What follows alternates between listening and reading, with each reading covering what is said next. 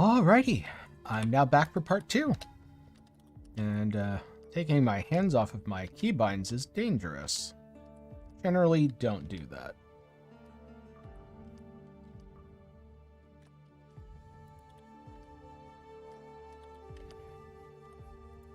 I don't think Impale support's worth it anymore.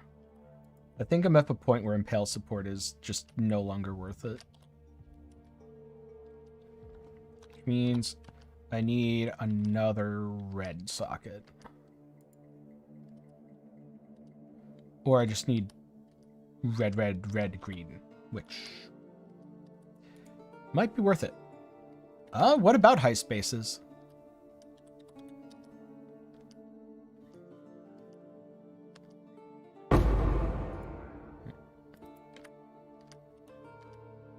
Speaking of another base, ask and you shall receive.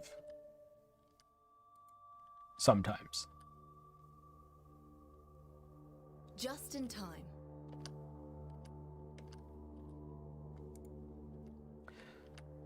Oh, this league? No idea. I know for a while the staff was pretty good. But this time, it's really hard to tell. I don't think the new difficulty is too bad. I think there's certainly some things that will kill you if you're not aware of them. But overall, it hasn't felt that different to me than before. With only a couple of exceptions being early on in Act 1, magic packs are brutal now. And also, malediction is awful. It wouldn't surprise me if malediction gets nerfed.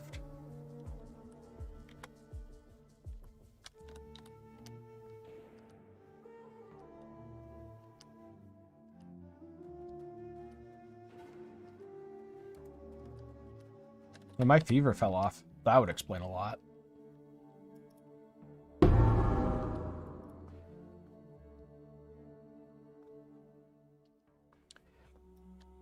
Yep. I haven't used it as much recently, mostly just because I haven't had as many builds where it fit in really well. But for builds where having your life just jump up to full when you get hit hard is worth it, it is still excellent.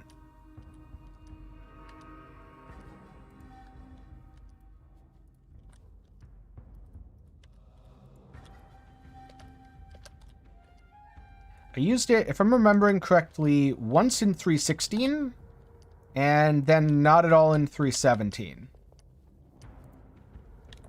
Because none of the builds that I was playing really got spiked down and then went back up. Just in time.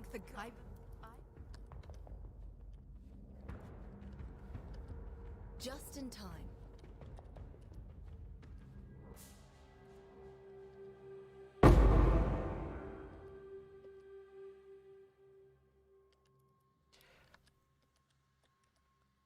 It's still very good. It's just that on a lot of my builds in 3.17, I didn't use a life flask at all because my life recovery on the build itself was so good that I didn't feel like I needed it. And if I'm not using a life flask at all, there's no real need to use Forbidden Taste.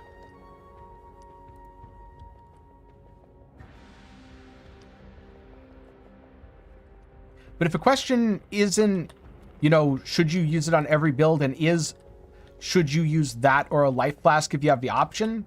Absolutely use it over a life flask.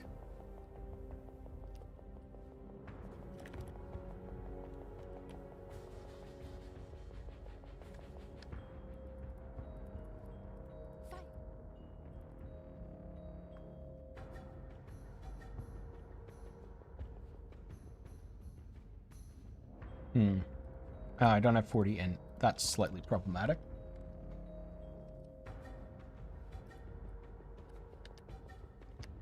It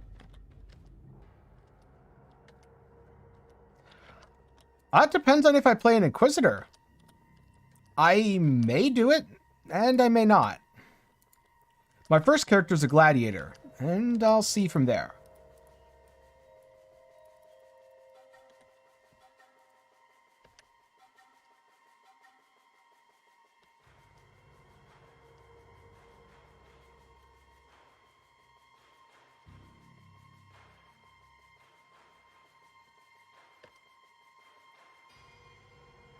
Flame Strider is the one that gives them the little fire aura, right? I think that's the one. Ah, welcome. Unfortunately, I only speak English, so sadly I'm not quite sure what you said. Come here. But guessing from the emote, maybe good evening? Either way, welcome. Hopefully you're enjoying 3.18 so far. And why am I standing in that? What is wrong with me? For reference, chat, don't stand in that, whatever that was. Very nice snow. Ooh. Ashes of the Condemned. Always nice to find a unique strongbox while leveling. You know, I'm not sure that these aren't worse than volatiles. These feel... Ah, good day, not good evening. When I got back to town, I was going to Google Translate it, but I was in a little bit of danger, so thank you. I'm good, and I hope you're well as well.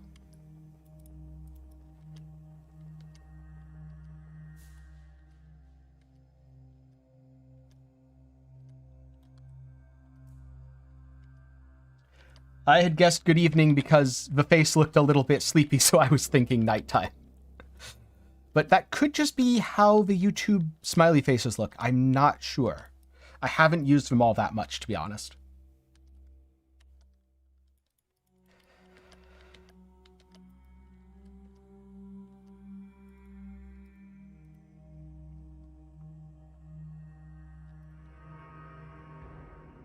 This goddess of lust better be worth it.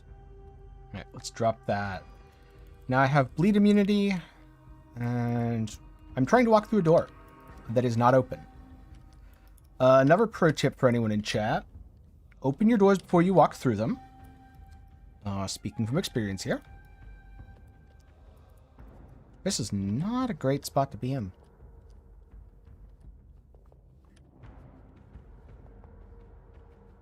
Nope. That's not a great spot either.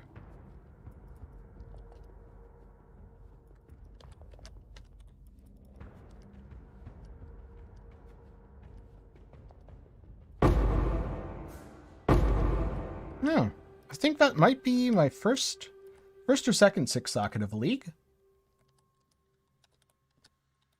Nope, don't want to stand there.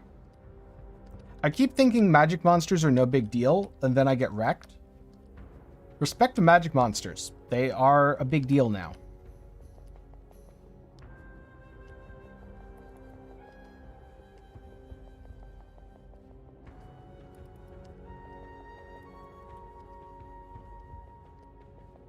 Okay, so second. That explains why I had so many jewelers earlier, after I vendored that 5-link. Oh wait, no, I didn't vendor that 5-link, never mind. I vendored another 5-link, because it was on a weapon. Cobalt Apex Sentinel. Yup. I'm not feeling quite comfortable with using Sentinels at the moment. I'm not going to be able to make this, am I? Nope. Alright, alright. Downside of not using Flame Dash.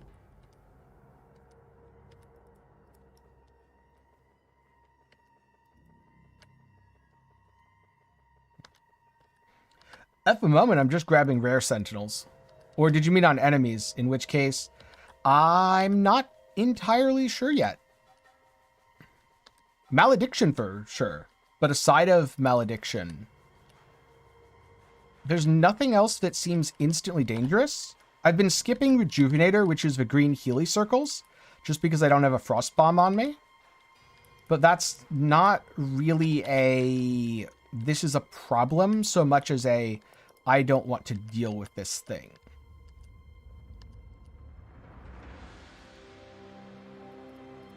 So yeah, let's just say Malediction.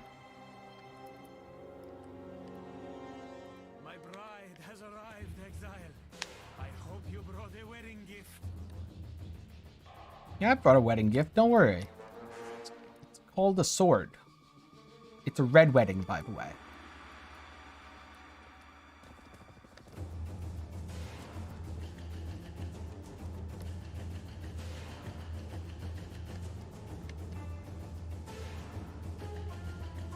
Could you come back? There we go. You can get so much damage in by pre-stacking stuff. Oh, please no. Please no Pinnacle Azaro. I don't want Pinnacle Azaro. I'm happy to not have Pinnacle Azaro. Oh. I was definitely a little too close to her. Just a little bit.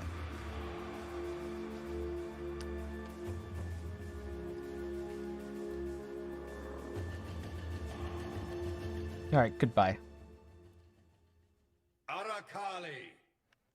Right now, I would use it for elemental flasks. Because right now, I don't have max res, so my elemental defense is a little bit weaker. And also, if we're talking right now, I'm not res capped. So if I could get elemental flasks, my reses would all be capped even after Katava, which would be awesome.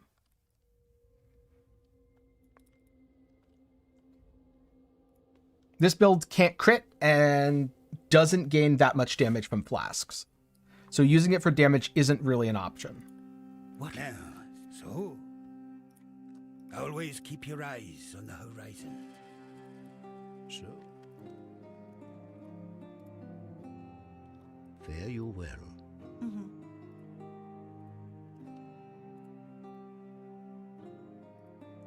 Is that better? That has Chaos Res and nothing else. Yeah, it's better.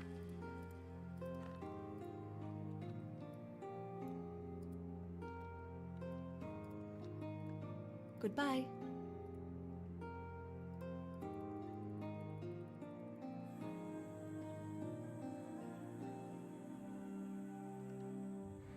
The best way to get Chaos Res on gear at this level is hope it drops. But Essence of Scorn is... Or no, sorry, not Scorn. Envy. Essence of Envy is generally the best way to do it. Envy doesn't drop till maps, though. So right now, kind of random. And where was I going next? I was going to my mana nodes. Gonna get Champion of the Cause, and I don't think I'll get Bannerman yet.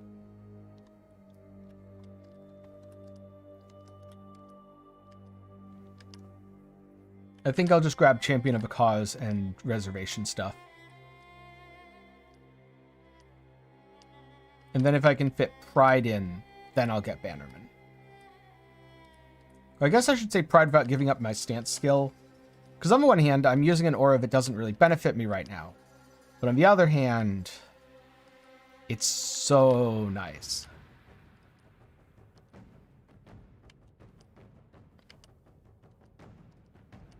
Being able to swap stances is so nice, that is. Not the aura itself. Aura itself is pretty much useless. Because I'm pretty sure it only affects melee stuff. Yeah. No. Well, I shouldn't have done that. That was definitely... Oh, it's also effigy. Yeah, so don't read random stuff.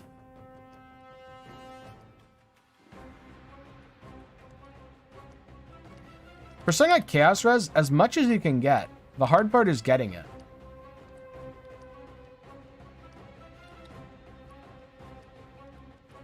Ideally, you should have 75% Chaos Res by the time you get to red maps. Or at the very least, 75% Chaos Res versus damage over time. Since there are some cluster jewels that give you a significant amount of res, but only against damage over time. Chaos specifically, that is.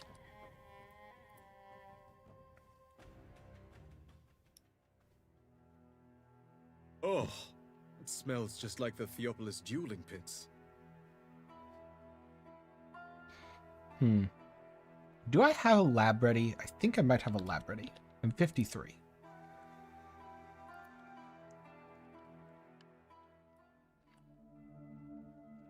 My strategy is going to be Expedition plus Harvest. And after that, depending on if I decide to do logbooks, won't matter because I won't be on the Atlas anymore.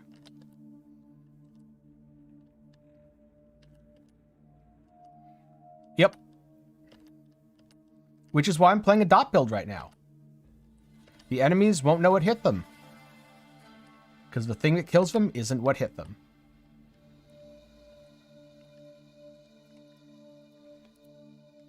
Okay, not the right way. Oh, Gargantuan. That's... See, I don't mind Gargantuan. It's not very scary. Wait, Wraith Axe, one-handed.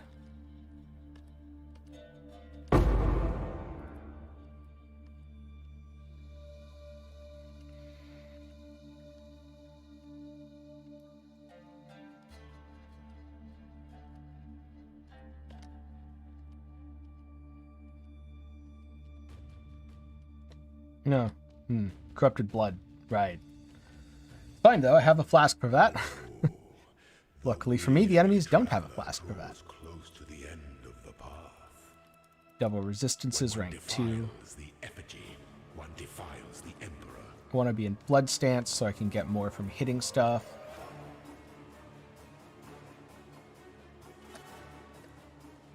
You are relentless.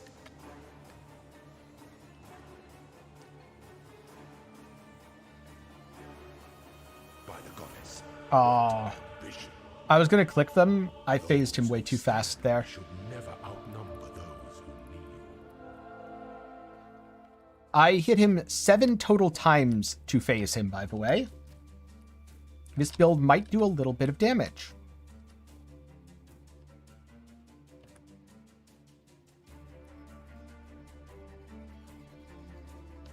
Just maybe.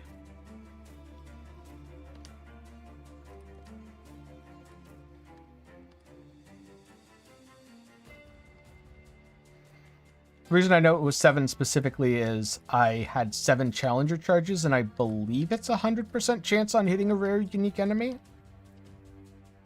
I would have to check my ascendancy for that, which I'm not going to do while enemies are around me in lab. Because I don't feel like restarting the lab. Afterwards, though. Oh, absolutely.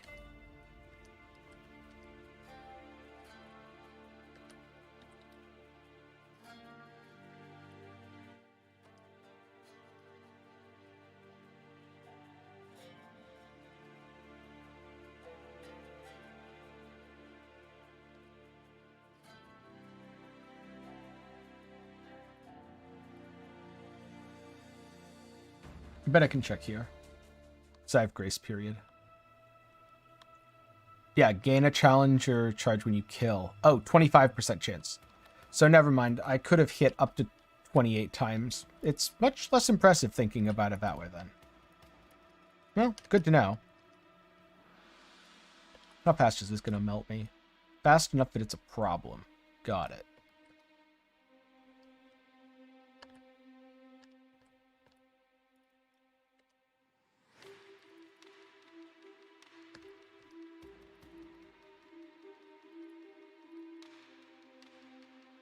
But I made it through, no problem. When the time comes to strike, an emperor strikes without hesitation.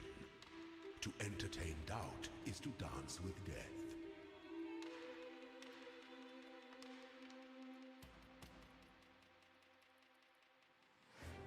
Some things that slumber should never be awoken. Well, since I phased him too fast by accident before, let's do it intentionally this time. Rise to the occasion. You were born. Yeah, that was easy. I'm not worried. I have all the damage.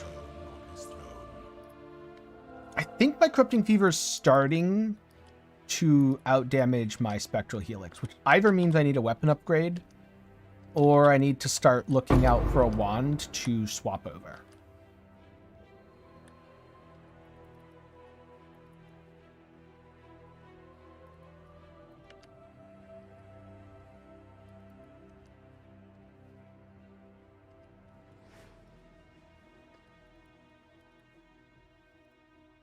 I have a couple chaos, so I should be able to grab something.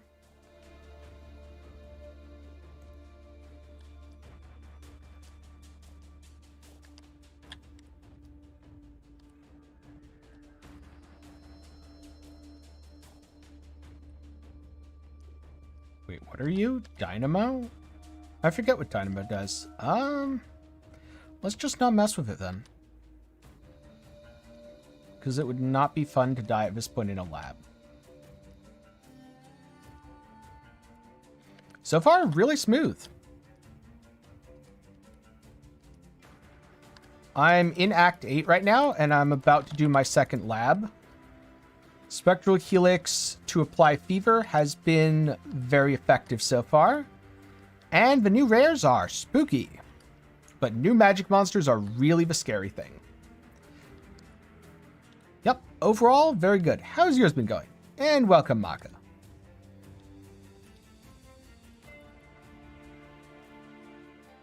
An aspirant can afford to be promising. An emperor must keep those promises. A throne is the most devious trap of them all.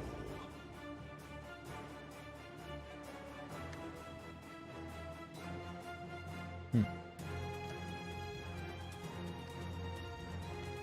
are relentless. I spent a little bit of time messing with my filter, but it's not really a full custom. It's mostly just never sinks, very strict. And right now I'm using Balor Mages, which is a full custom, but I didn't have to put any work into it. I don't know if Replica Headhunter will be worth all that much. I think it'll be worth more than it was in the past, but it's still worse than using Inspired Learnings. And so I expect we'll see Inspired Learnings go up by a lot, and Replica Headhunter only go up by a little. Ooh, congratulations. That's pretty good.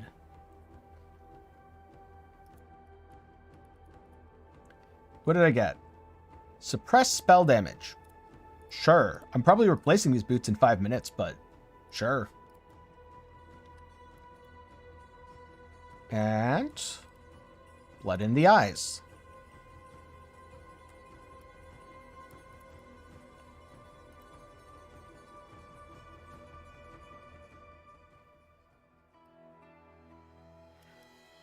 Now I should be able to grab a pride after I level up again and pop it in. Sun is changing, and so are we who live.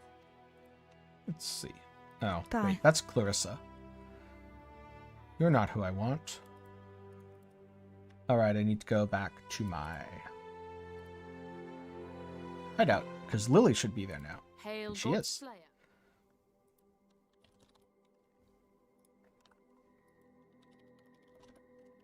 Pride and determination, and I'll decide which one I actually want to wear.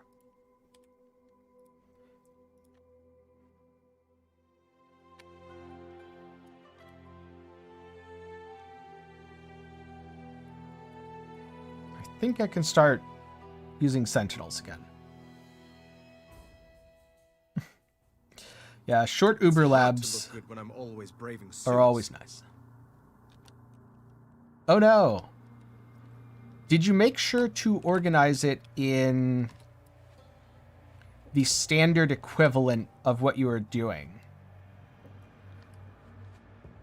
So for a private league, I think that's a sub-league of trade. So you'd have to have done it in regular standard rather than standard SSF. I don't know, maybe there's some weird issue with private leagues. Okay, because I remember running into that with the December events, and then I realized it was my fault because I just hadn't organized my standard SSF tabs at all. And I was like, oh, right. I need to do this so this doesn't happen again. Wait, what's that? Screaming Eagle. Not what I want.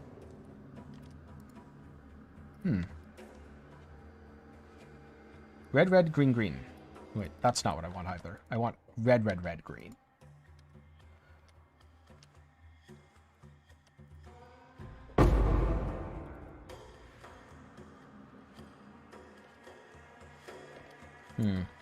This is very dangerous. Don't do this at home. I'm a professional. I'm a professional helixer. I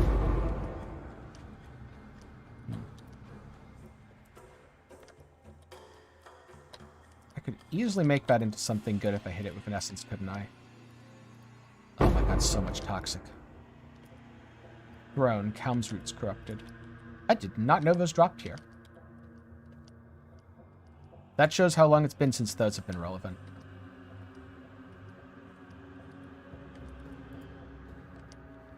Oh, too much bad stuff on the ground. Eek. Temporal bubble. Spooky. We're just getting out of here. They made enough bad decisions. I have lots of ideas that I'm not going to talk about until I find out if they actually work. You know, I really wish that this guy gets the first to enter Sirius's domain. It's stacked deck. I don't think the Mage Blood div card is going to be common enough to actually drop. I don't think that's better, even though I'm not using Brutality on my main skill. If I wasn't in such an enclosed area, I might use Sentinel, but there's just no room here. And it's spooky because there's no room. Because it's rewarding, but also it makes stuff scary because it's like Delirium. What even are you? Oh no, there's more of them. And they're Storm Striders. No, go away. I don't want to deal with Storm Strider.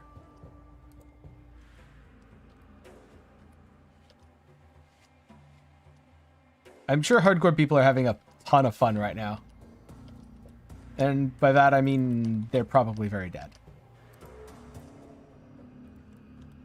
Or at least some of them.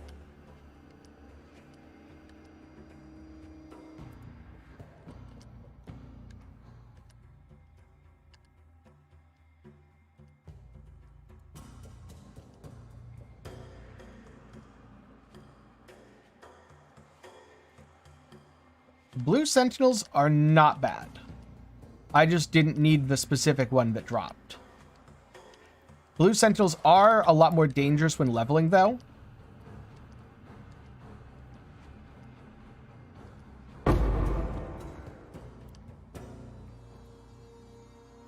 So the reason that they made the mods on enemies so strong is because they didn't nerf builds. I was actually fully expecting things to be this rippy.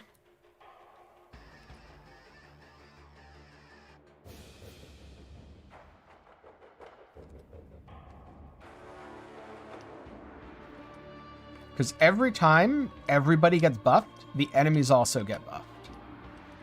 Oh, I don't have that up. I should definitely have that up. I probably shouldn't stand in that.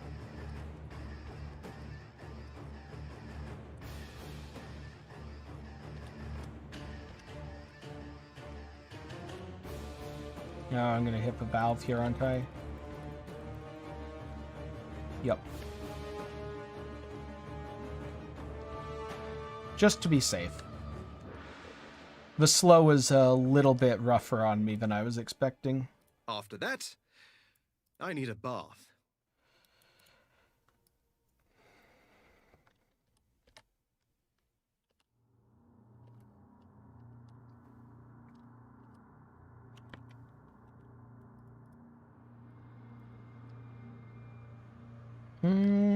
Let's go this way. This way's a nice open map, too.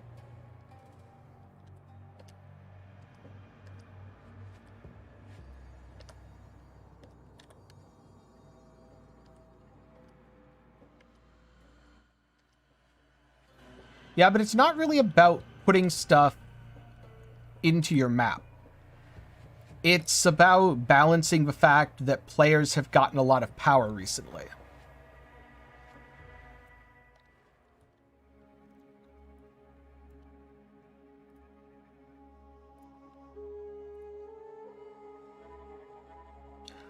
Oh, that is brutal.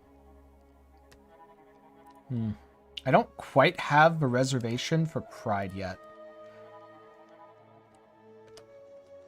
I might end up using determination then, because I can get the determination efficiency mastery.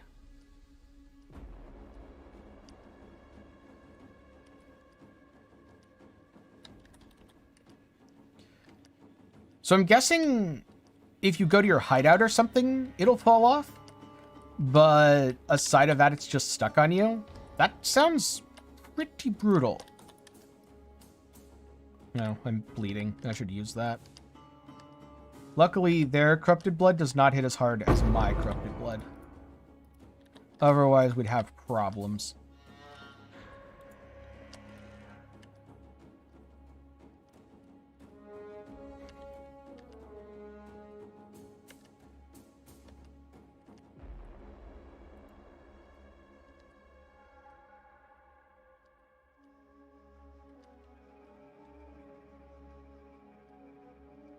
Except most builds are super strong builds right now. They balance super strong builds, i.e. things that are stronger than average, by nerfing the outliers. They balance regular builds by making the enemies stronger.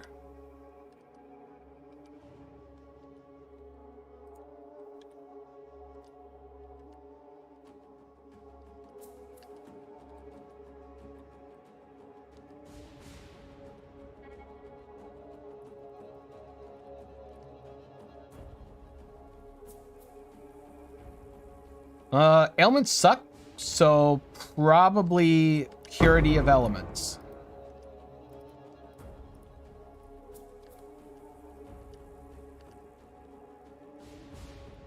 I suspect I wandered the wrong way here.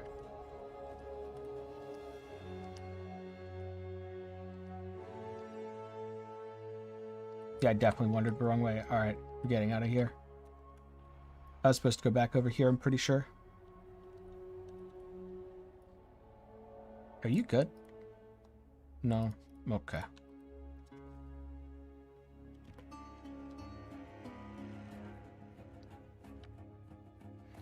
So, red one zaps multiple enemies. Yellow one zaps rare enemies.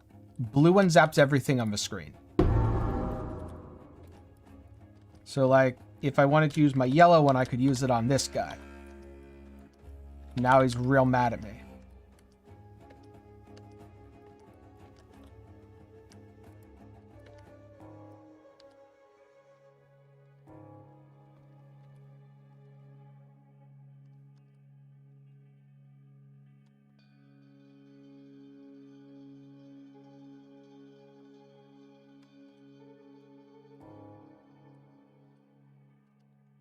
No. What's not?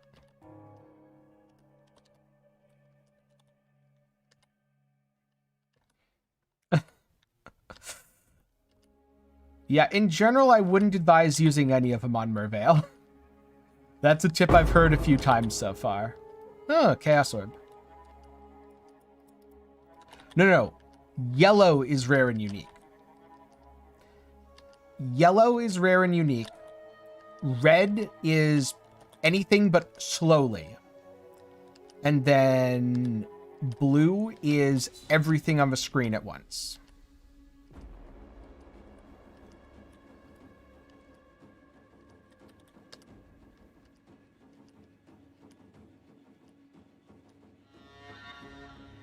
You are free to do that on Aroa. I won't be, though. This is a grain gate.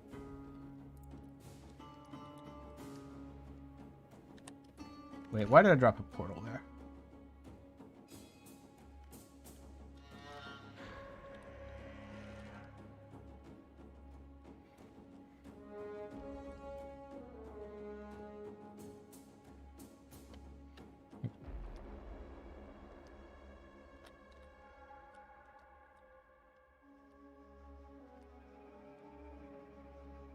Depends on how the recipes work.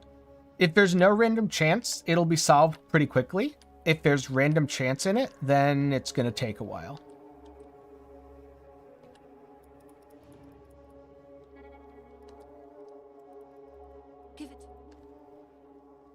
Speaking of bad ideas, I think it'll run out of charge by the time I get to Tolman.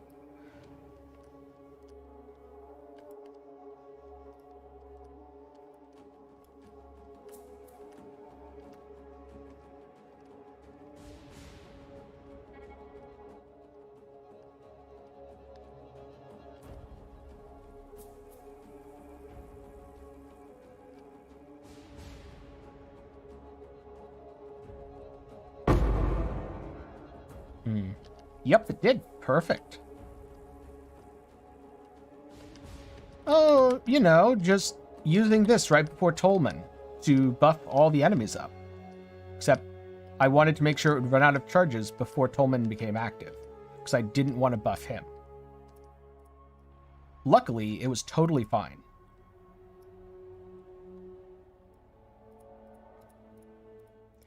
I did not have significant trouble in either Act 1 or Act 2.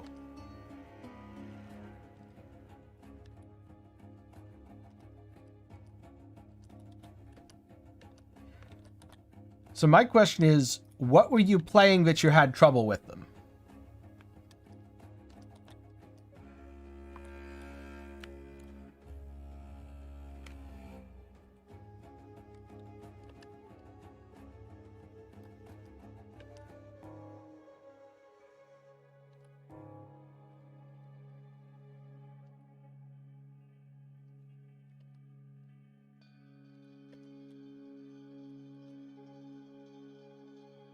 Einhard's super easy, though. He does all the work. Just skip the red beast. So, the secret to Einhard is you always skip the red beast and then use Einhard to kill anything else in the map.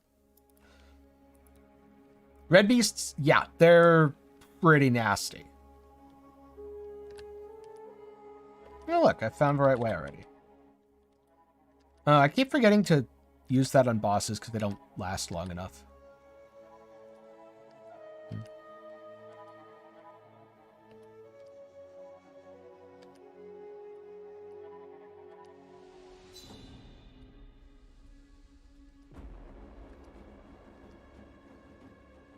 Red beasts have always been very, very problematic at low levels. Honorable deaths. My gift to you, Gemlings. Okay, it's dead. I shouldn't have let it counterattack me, though. I didn't need to stand near it like that. Was it a red beast for 5 mods? If so, yeah, you just... you run.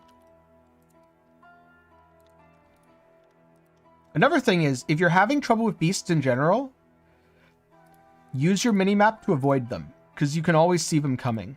They have the little yellow icons. You get to choose your fights. They don't. Be careful. All right. What essences do I have? I think I might have a greed. I do have a greed. That's really bad. But so is my current.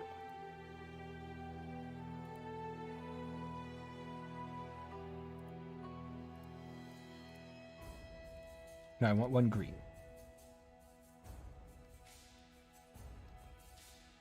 Close enough. I think I can use this. Oof. Yeah. Yeah. Sentinel on Brutus. Definitely a mistake.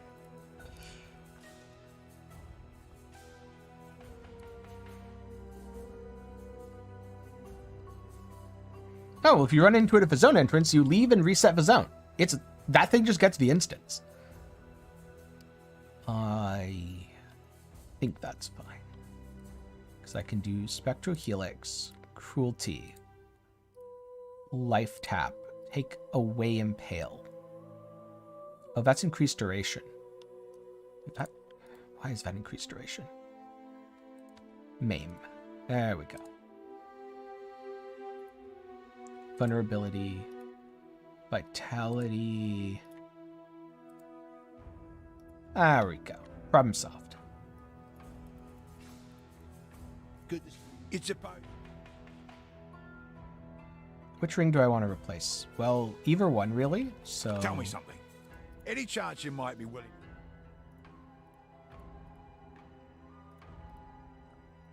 Bring me back something nice, huh?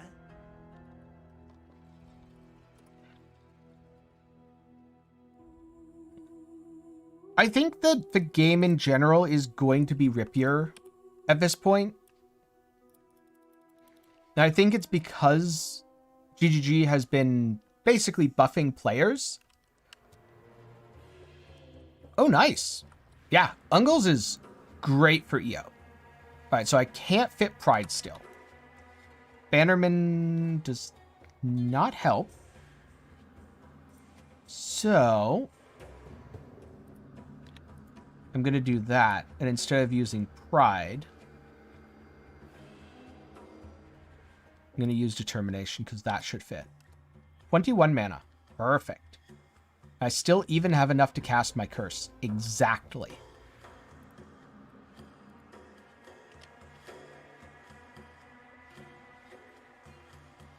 This is what peak efficiency looks like, chat.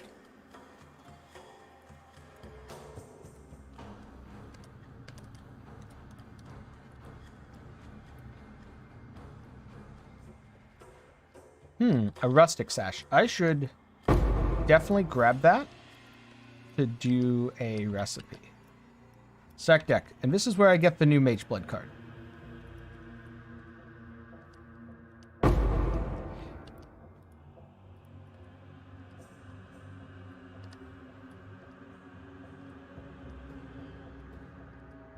The 50 charge one is quite nice.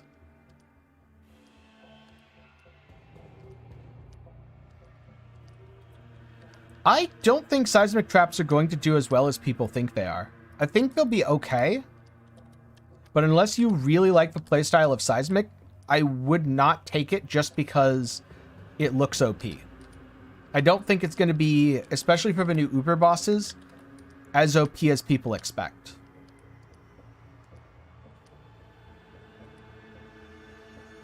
Well, then do Absolution Necromancer into Skeletal Mage Necromancer, since I know you like minion builds.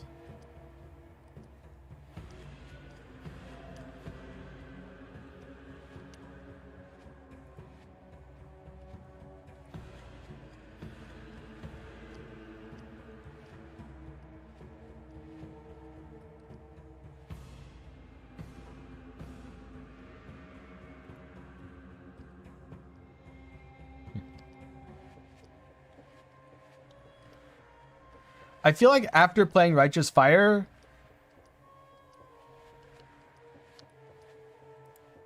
you might have decided that overall, it's not worth switching. Fire Trap as in Righteous Fire Inquisitor Vex?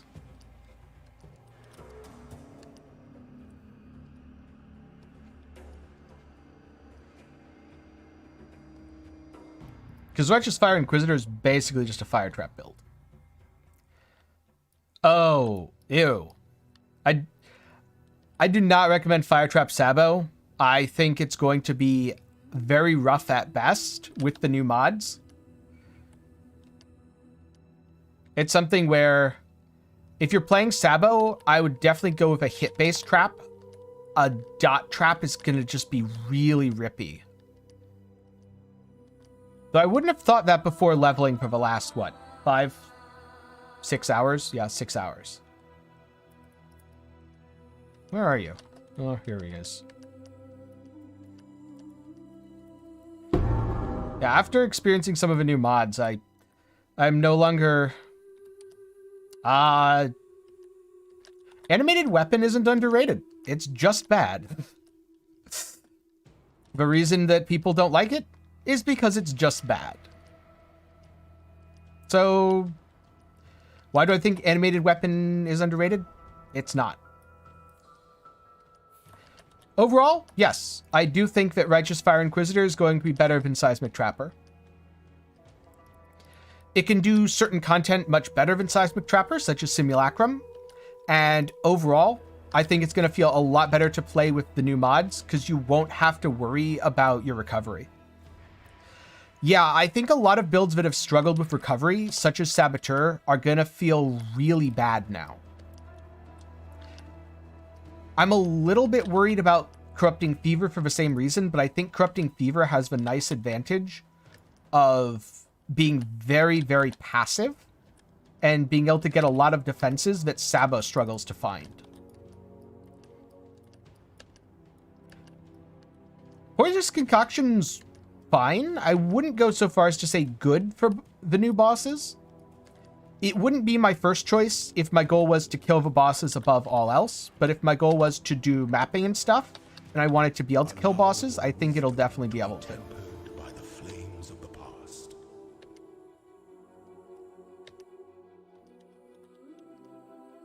Because I played a seismic trap build in 3.16, and the recovery was always very, very rough on it, even with a recoup anointment.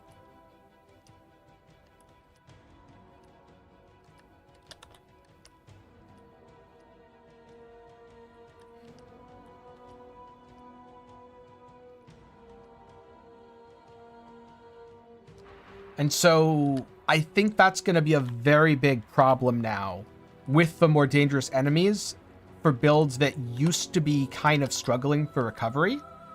Because the problem with Sabo is they can't really leech effectively. And regen requires that you have a relatively large life pool. But a lot of Sabo defenses don't really work very well with a large life pool. Instead, you often want to do something like Brass Dome, which taxes your life since Sabo doesn't have good access to max res. And you want Spell Suppression, which is EHP, but not life, and won't apply to a lot of the attacks done by new rares.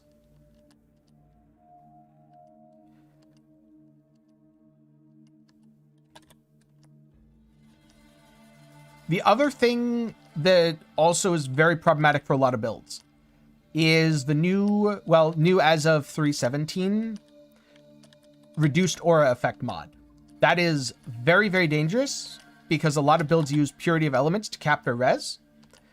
And if you do that, and you suddenly have 70% less Purity of Elements, you are now running around with uncapped res, and it is not a fun time.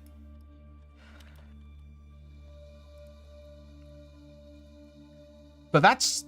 Oh, hello. I wish you had move speed. Can you roll move speed? No. Damn it. Oh, these are so nice. Those are so good. If those could have move speed on them, I would be using them in a heartbeat. I'm tempted to anyway.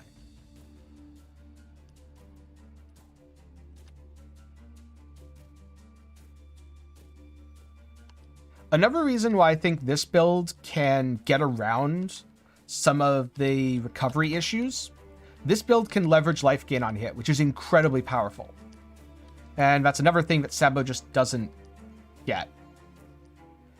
How would I fix specters without buffing DD? What do you mean by fix specters? I don't think specters are particularly broken at the moment.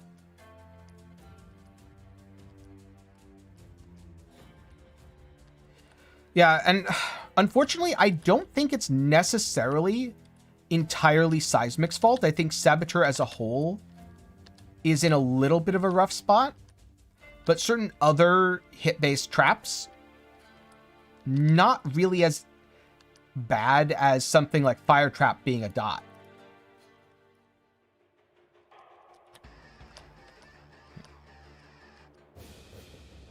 I haven't really seen people have issues with their specters dying much. They can die, but if your specters are dying, you're probably causing them to die by how you're building your character.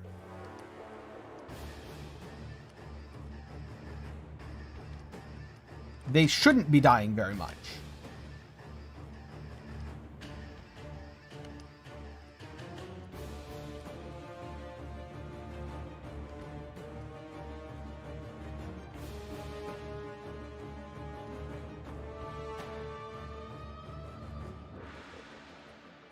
As I remember, the only thing you have to do to make your specters really tanky is not use minion damage support.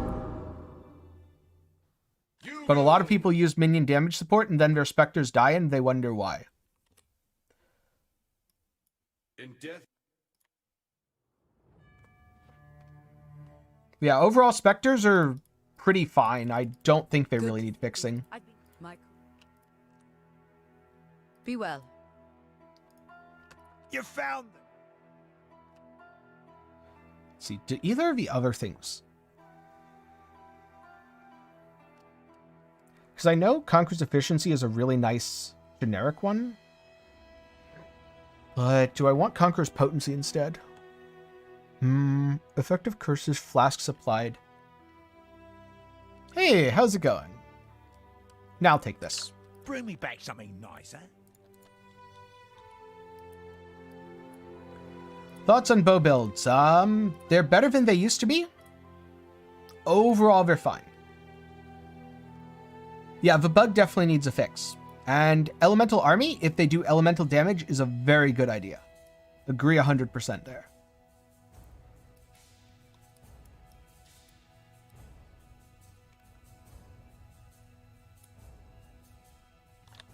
Do I go all the way up here already? On one hand, I like myself some auras. On the other hand, I don't think it's worth going all the way to Sovereignty. If anything, I think I start going over here for Prismatic Skin. Maybe I should have gone here. What do I think of Sentinels? They're okay.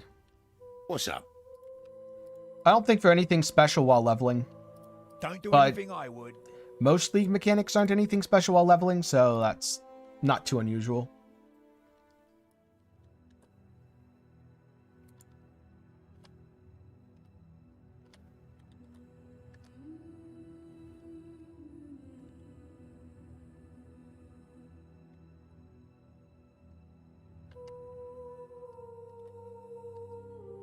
A lot of bow skills don't really have good MTX. I guess Tornado Shot's the most visible. I forget what Tornado Shot's MTX are. Where am I gonna go?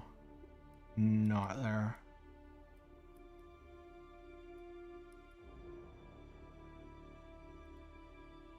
Right.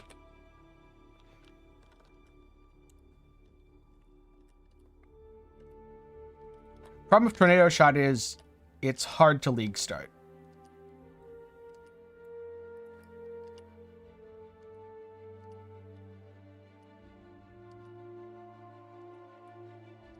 Wait, no, I was in the right stance. Never mind.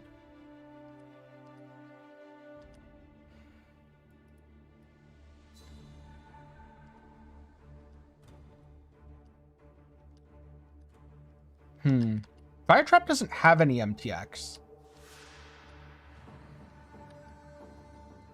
I believe Lightning Trap doesn't. Ice Trap does? Seismic Trap doesn't. So yeah, most of the trap skills don't have MTX for some reason.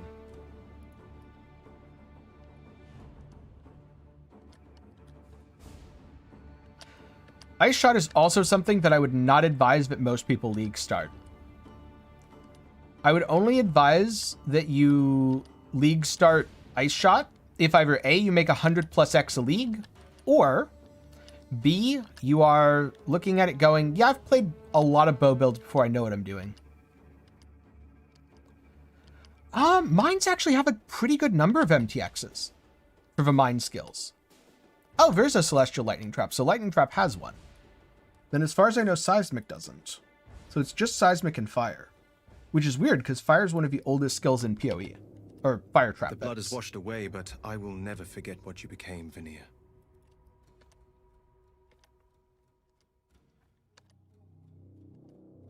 I think you might be slightly confused. This is not Shattering Steel.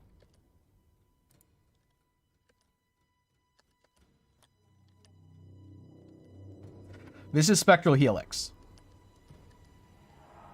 So, while many other people might be leveling with Shattering Steel, I am not.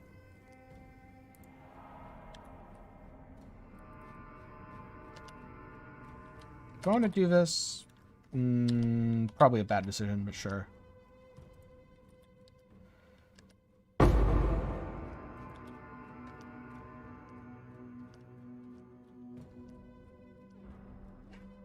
Oh, you. I just thought you were talking about me because a lot of people kept asking why I was leveling with Shattering Steel on a Corrupting Fever character. How bad is starting Rage Vortex? Yes, incredibly bad.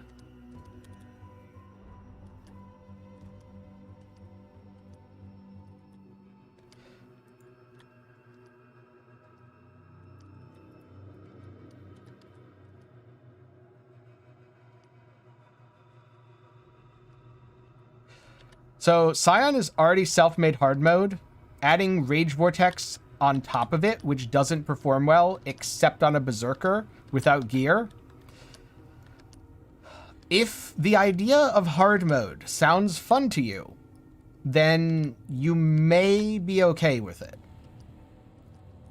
But you must really enjoy pain to even be considering that, because that is rough.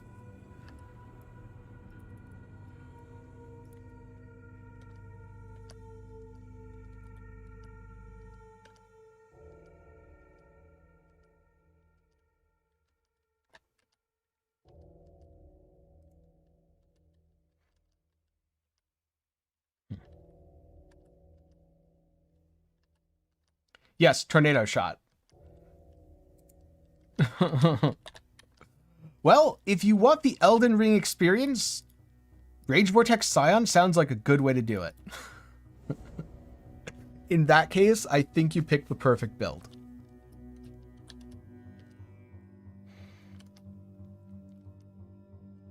Just remember, in PoE, you can't go collect your souls. Or runes. Same difference, really. No, let's not face tank all of those. Let's only face tank some of them.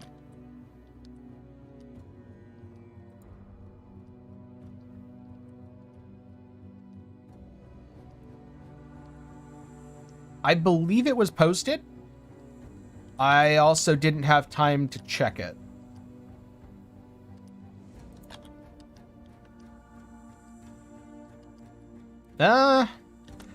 I doubt the tornado part. Spark itself looks very solid if you want to be very tanky. I wouldn't say the damage was particularly high, though. The damage was definitely on the low end. Like, below Righteous Fire Inquisitor on the low end. Then again, Righteous Fire Inquisitor can get some pretty decent DPS, so... Oh.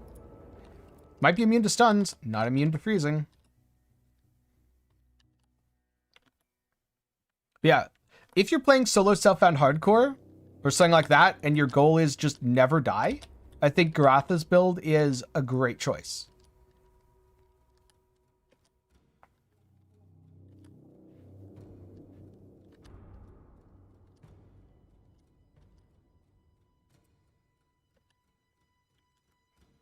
But Tornado itself is very, very awkward as a skill, unfortunately.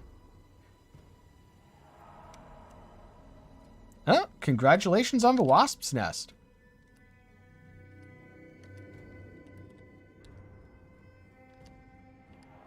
That's basically your entire build, isn't it?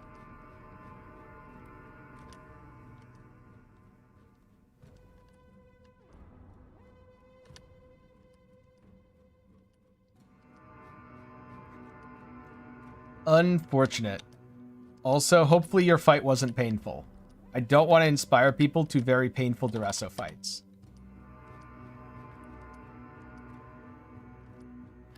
Now you just need yourself an Ungol's Harmony. Because I guess the Ungol's is kind of important, since you want very high crit chance, and you won't really benefit from Perfect Agony for a bit.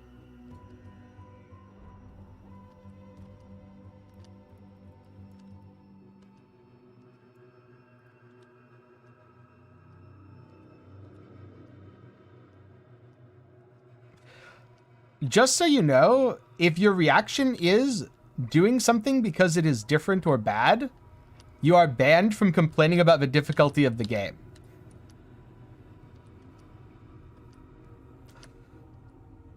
Because you have now opted into the pain.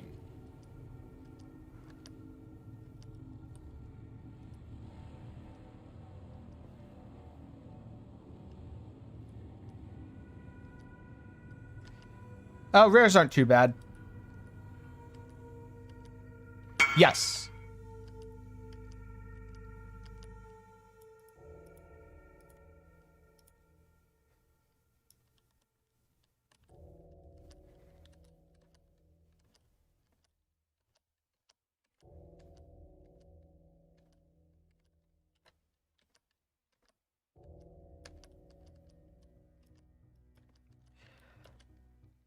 Oh, there we go.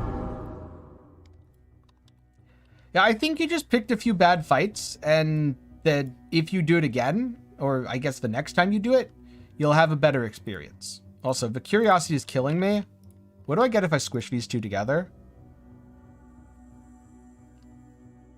Duration, cast speed, quantity of items found.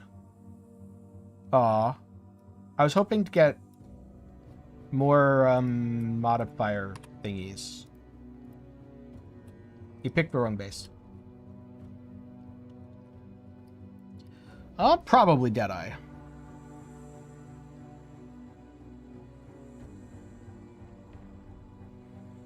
I do not have a strong opinion about Act 8 pathing, no.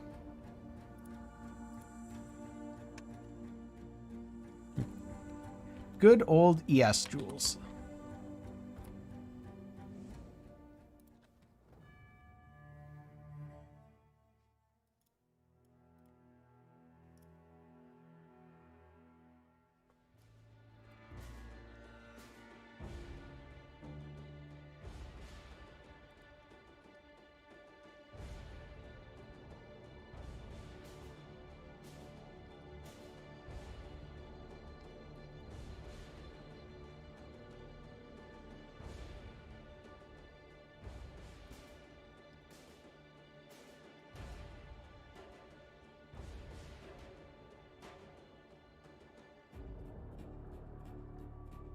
I generally skip the Imperial Fields, but I'm not entirely against doing them. The all damage can freeze on stuff is super scary, by the way. Because Spectral Helix is really good. Spectral Helix is a very strong skill.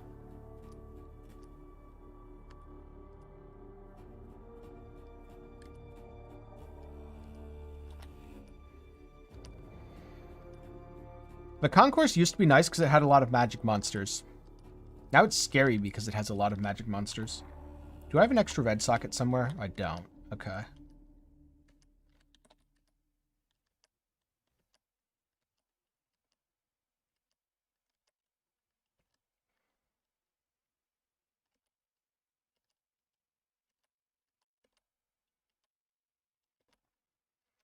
See, I'm using Corrupting Fever. I'm just not using it primarily.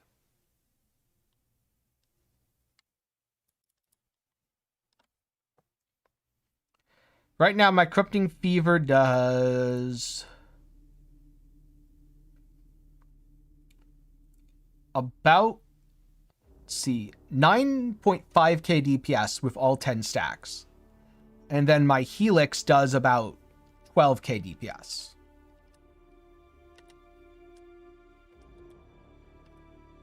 And since Spectral Helix often hits more than once, it's very good at applying Corrupting Fever.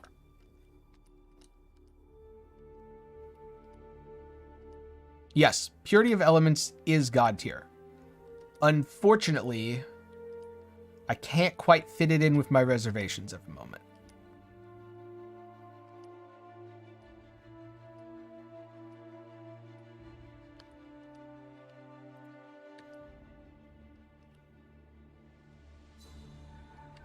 Yeah, Corrupting Fever is interesting in that anything that hits a lot is generally good at applying it.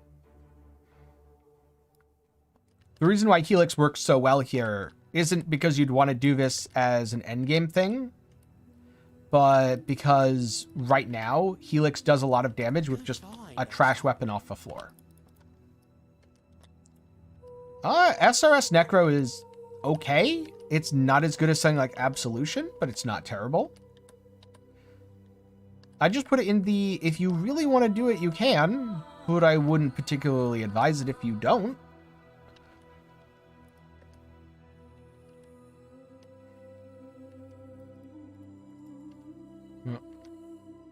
Stopping here next to a Fizz crit aura enemy.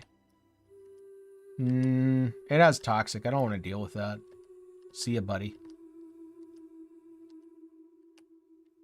Is this going to take me out to the Imperial Fields? It might. Yeah, it did. I should have turned left. Carrion Golem is in the same way. Basically, any build that is not Absolution or Skeletal Mages, right now, is either a Blight Farmer or a worse version of one of those two builds.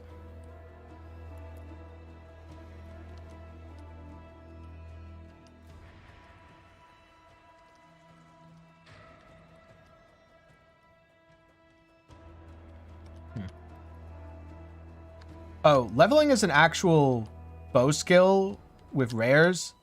Super difficult. Do not advise.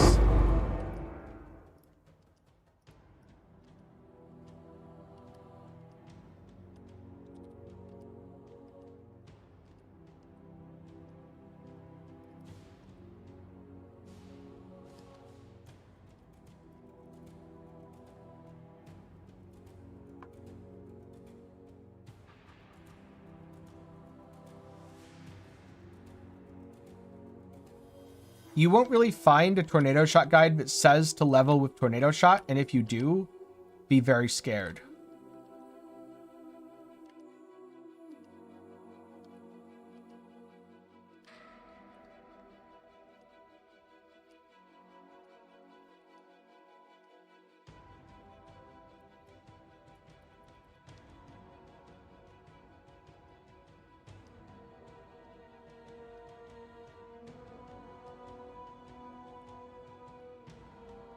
I think the advice was use Spectral Helix, since Spectral Helix uses a lot of the same nodes.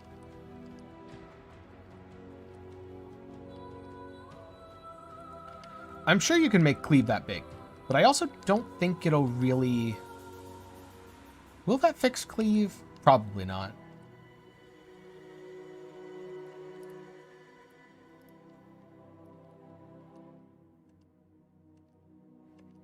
Prior to normal... Oh, that does not sound good. I do not advise that.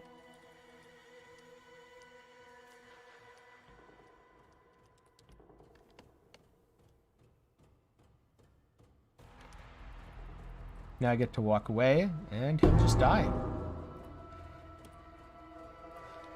2 Solaris and Lunaris.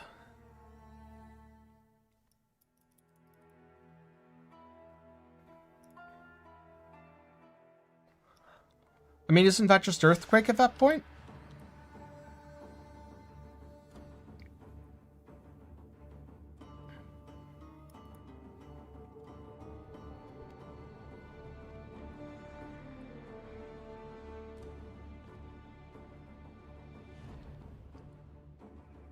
Yeah, it doesn't sound good.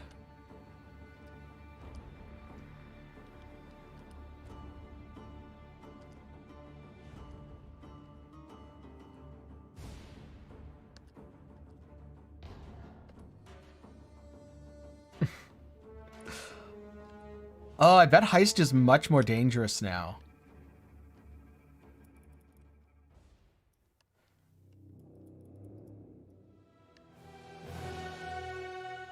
Yeah, Heist has very low actual stat requirements.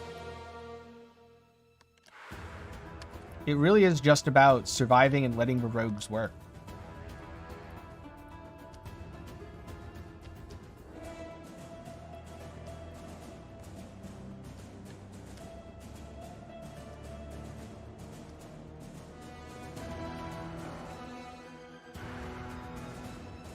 All magic sounds pretty scary.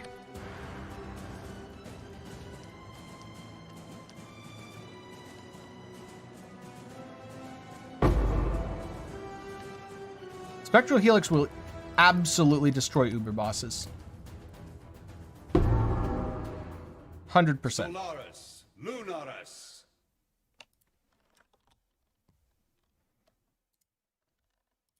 Eclipse cold pride, flaming rage, and pass beyond this human age.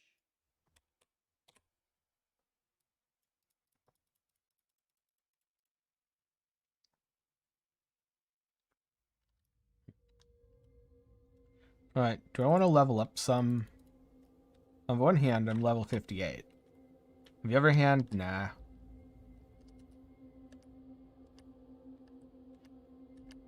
Yep, sounds like you're doing heist right. Essence, but it's hatred, no thanks.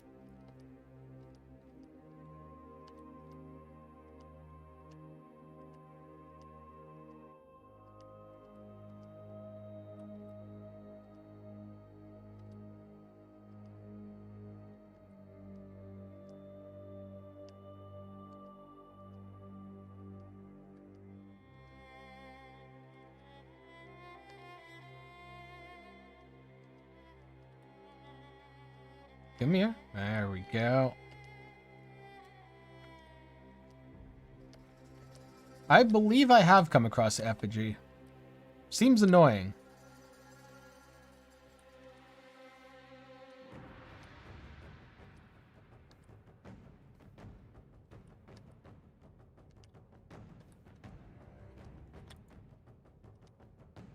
That's a lot of shocked ground.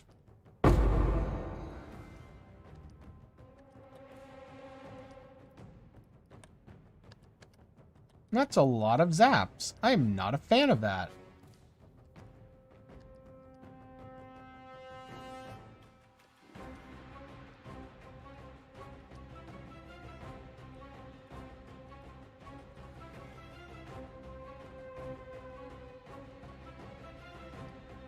Yeah, Poor Joy's Asylum. Because it has a damage mod.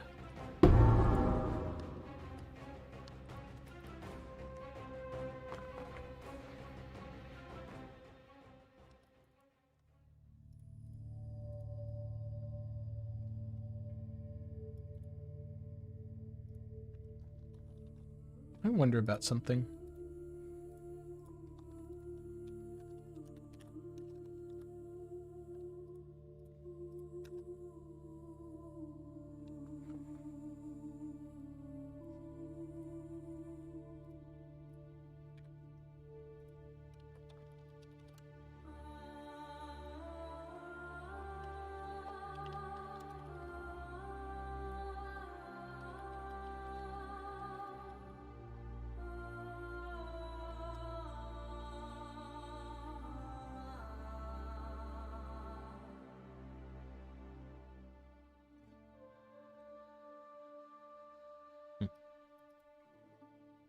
Right, so I'm gonna sell write- this. Oh, you must have. All that.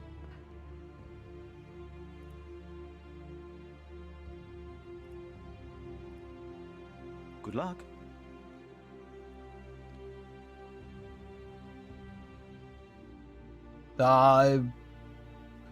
When was it posted?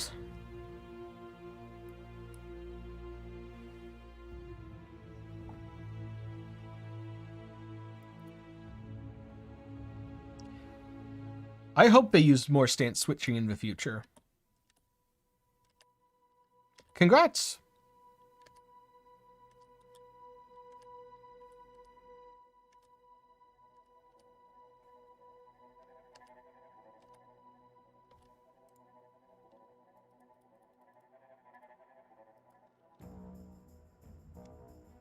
I guess I'll just get Bannerman.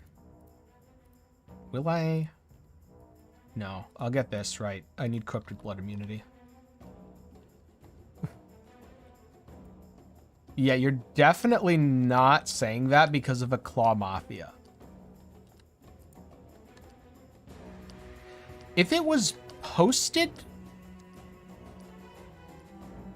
on March 8th, then it was posted during 3.17. Which means the information should be fully accurate. which makes me think that it wasn't actually posted on March 8th, and that some editing stuff is going on.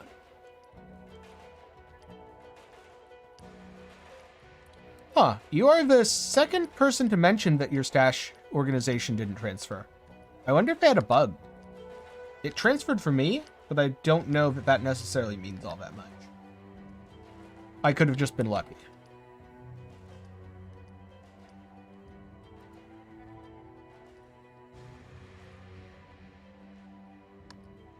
God, Toxic's so bad.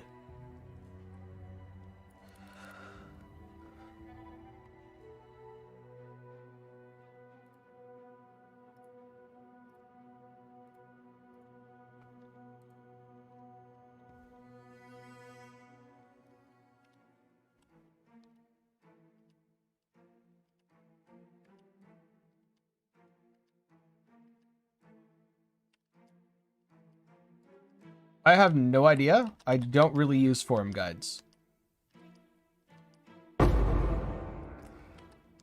That would be a question for someone who actually uses them.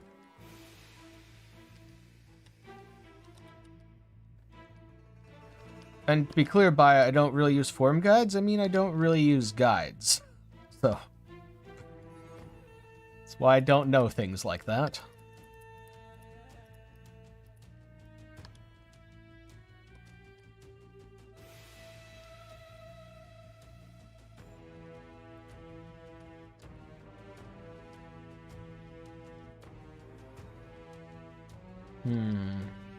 Top 3 worst skills.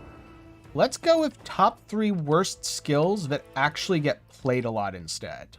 Because there's plenty of bad skills in the game. So the top 3 worst skills that get played a lot. Number 1, General's Cry. Because the clones have terrible AI, and they don't understand how enemies work. Number 2, Lightning Strike. Because pebbles exist everywhere. And for some reason, pebbles are the most effective thing against Lightning Strike ever. Number 3. What would number 3 be?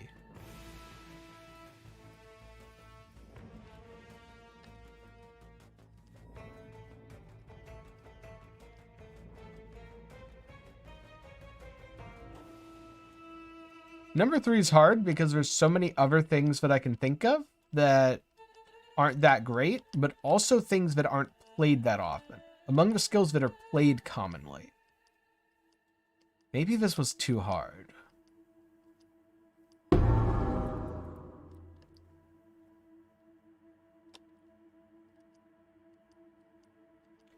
I kind of want to say Tornado Shot. Because Tornado Shot is good if you build it correctly, but a lot of people don't. So Tornado Shot is both a very good skill and also a very bad skill all at once. What are my auras? My auras are Blood and Sand, Herald of Purity, Vitality, Warbanner, Determination. The thing is, no one plays Artillery Ballista.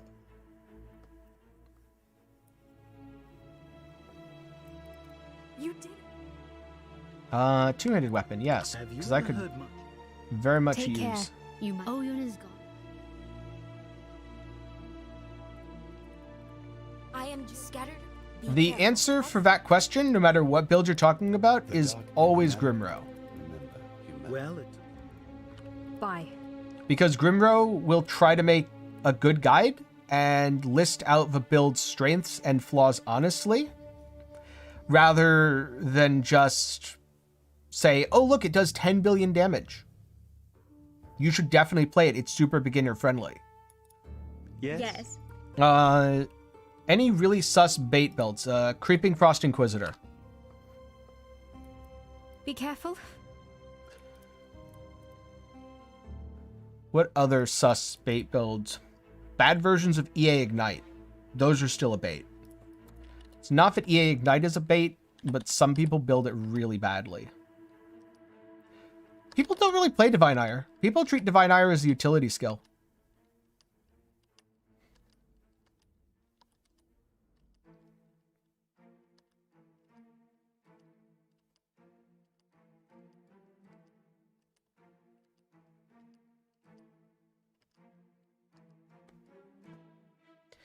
Nope, I did not mirror anything in 3.17. It is very rare for me to mirror anything. In fact, I'm trying to remember if I've ever mirrored a copy of someone else's item and used it. Possibly never. I think I've only mirrored things to do a service on my item for other people before.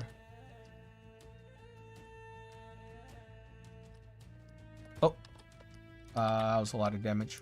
Probably should have paid a little more attention.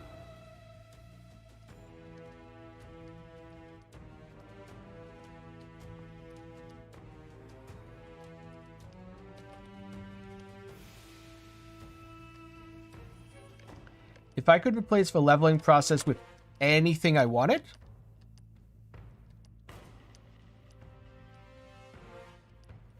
what I would do is I would replace the leveling process with endless heist.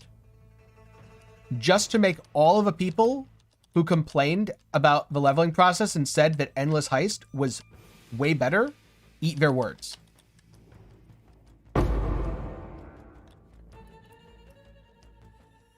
Because I'm pretty sure most people only said that because they've never had to just level through endless heist. Bane Occultist is good as a starter, but it doesn't really hold up in terms of an all-content build. It's a league start build with a cap. Doesn't it, though? Doesn't it sound terrible? The point of this was not to make something good, to be fully clear. The point of this was that after the Endless Heist event, there were people who were like, this was so much better than the campaign. I wish this was just how we leveled all the time. And I will gladly go through the misery of it again. Just to have them do it.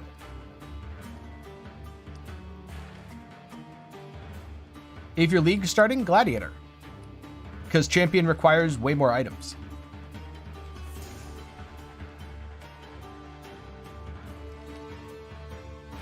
Some of my auras don't help with survivability. The only auras that help with survivability are Vitality and Determination. So then Herald of Purity is damage, War Banner is mostly damage, and Blood and Sand is literally just to have a stance skill, because my ascendancy requires it.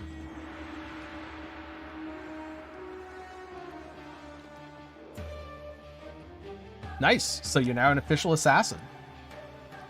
Watch out for haystacks. They don't negate gravity, by the way.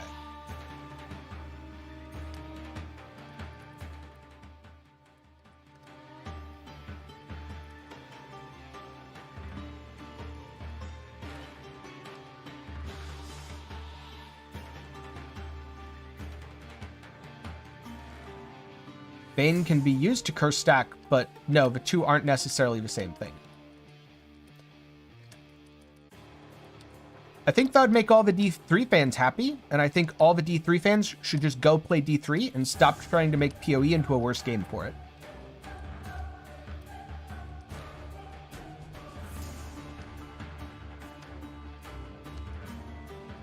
If GGG were ever to replace the campaign with something else, I would want it to be something that is its own distinct and unique thing, and not just bad maps. Because that's all D3's bounty mode is.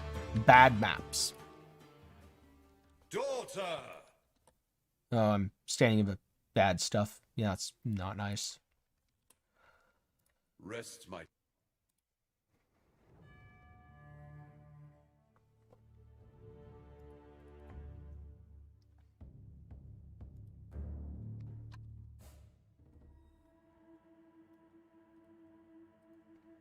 Corrupted blood cannot be inflicted on you. Hell yeah.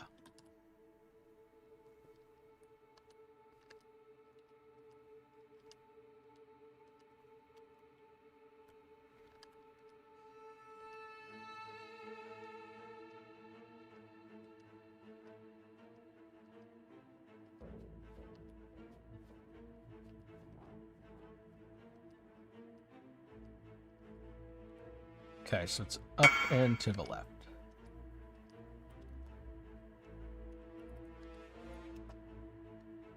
That's decent. It's got some fire dot multi and some fire damage.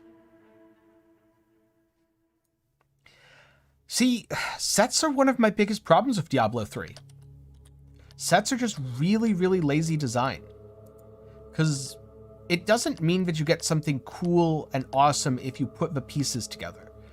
It means you have less gear slots to use for interesting decisions, because your decision is, I use this set in these slots. If sets worked in a different way, I'd be a bigger fan of them. Actually, the early way in which Last Epoch used sets was a really interesting idea. I don't think their implementation at the time was particularly great, but I very much liked the idea behind it, which was set mods would get more powerful the more that you had of them. So something like the Grand Spectrum.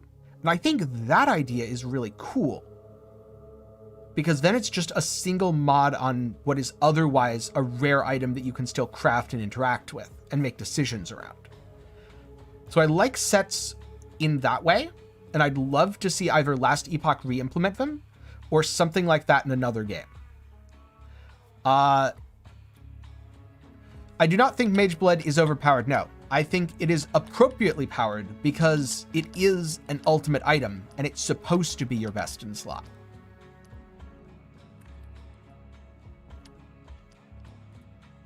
Yeah, that's how I'd like to see sets done in games.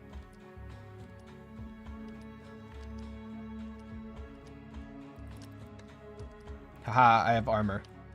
You all can't touch me now. Well, they probably still can, but I'm gonna pretend they can't.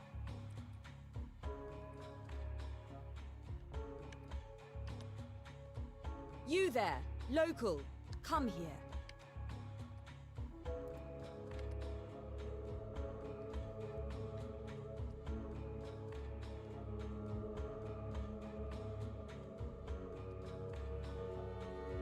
Yeah, Forbidden Jewels are kind of a set. But I'm more okay with something like that. Or I guess I should say I'm completely okay with something like that. Because it's only one specific slot, and it's a slot you get a lot of. It's not like I'm giving up my helmet to use a Forbidden Jewel. I'm giving up 2 jewel sockets. So if I made a unique item from a boss kill event, what would it be?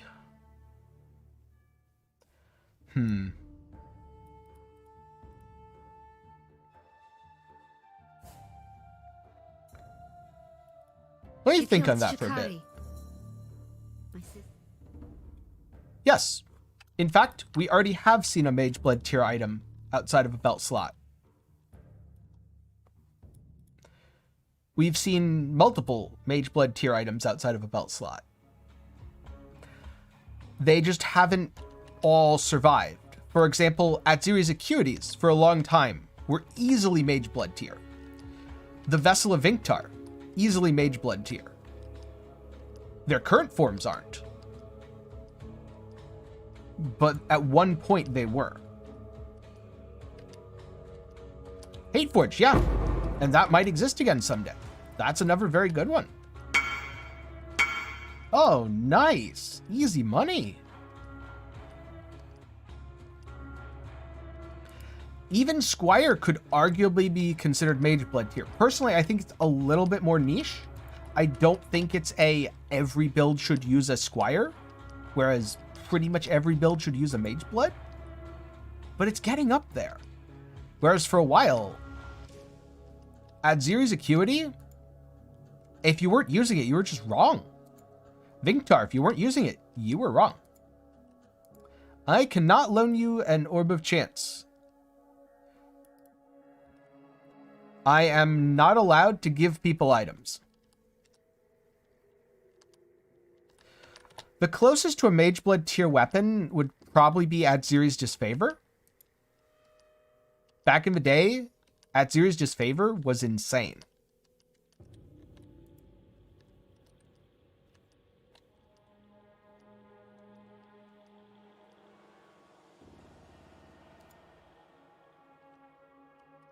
The next closest would either be Starforge or Savior.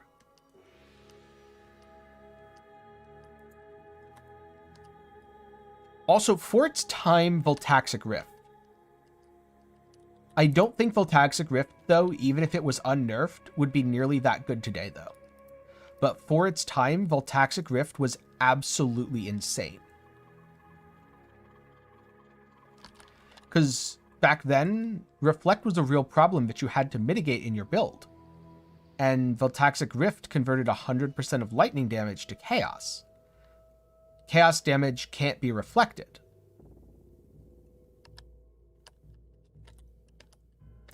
Yeah, that's true. Mjolnir was also insane. Yes, Starforge was killed. No. What? Abyssus is garbage. Must bear two blades. Hope in the left hand. Abyssus isn't even close to mid tier. If you're using Abyssus, you're an idiot.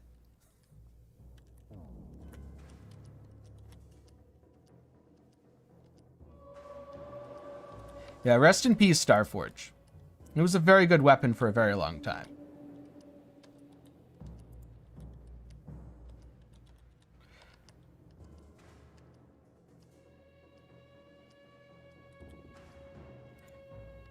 I'm pretty sure the only reason Abyssus was made is so Chris could watch people on hardcore put it on and then die. Pretty sure that's the only reason that item exists. Which, if that's the case, I 100% approve.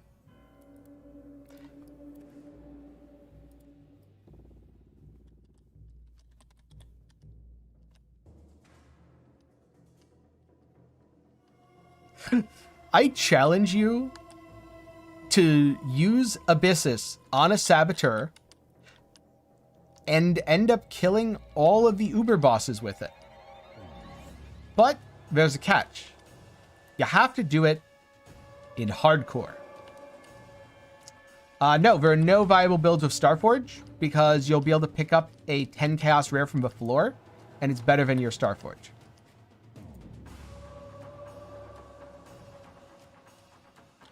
I really did like Fated Uniques. I'd love to see a system like Fated Uniques to come back.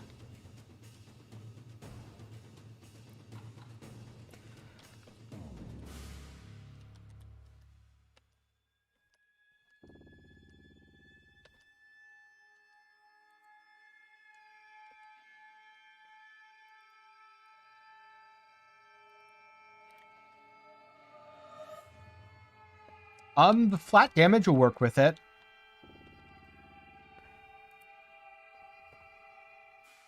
The melee crit multi won't because I'm pretty sure Blade Trap doesn't have... I could be wrong, but I'm pretty sure that Blade Trap does not have a melee tag. I think it's just an untagged attack like Spectral Helix. AOS? What is AOS?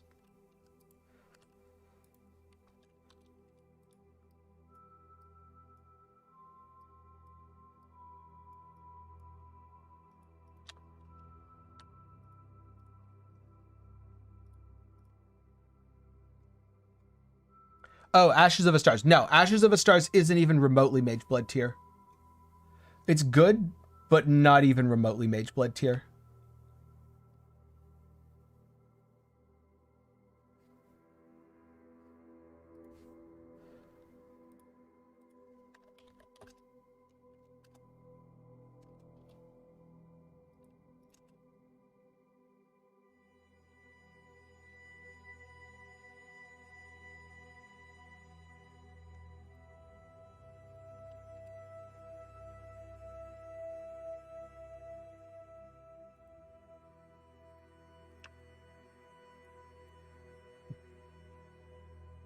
Yeah, Starforge and Disfavor are both pretty worthless, unfortunately. I don't know if we'll get Zana back or not. I don't know the reason that Zana went away. And so I don't know if we'll get her back or not. I think the easiest way is to just run Heist.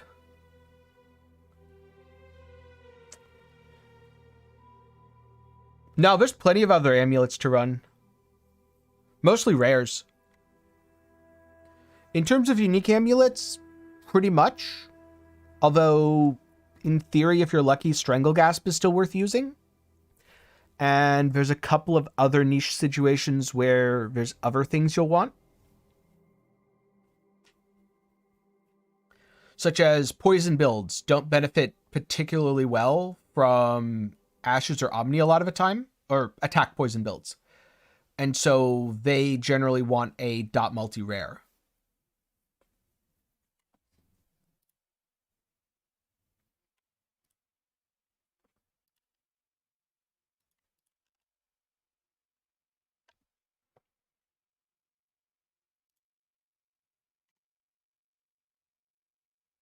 Huh. Let's see.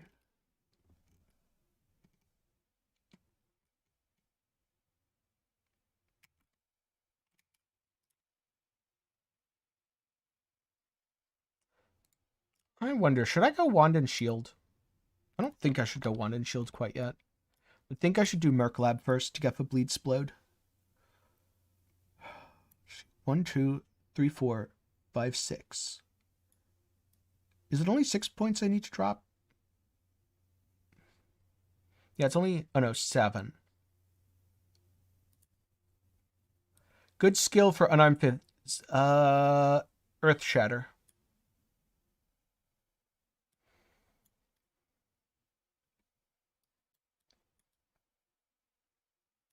Where was I going to go? Oh, right, I was going to go this way and grab the life and Call to Arms. And then add Enduring Cry to my non-existent sockets, because of course I was.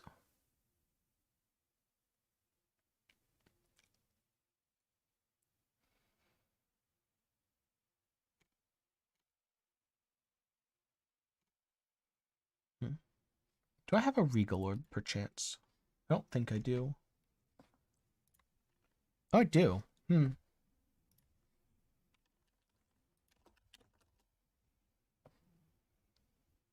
See if I get this then. Cool.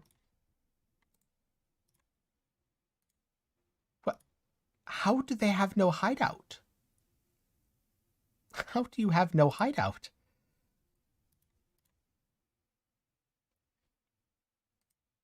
Yeah, Pyrelore is pretty good. It's just very well hidden.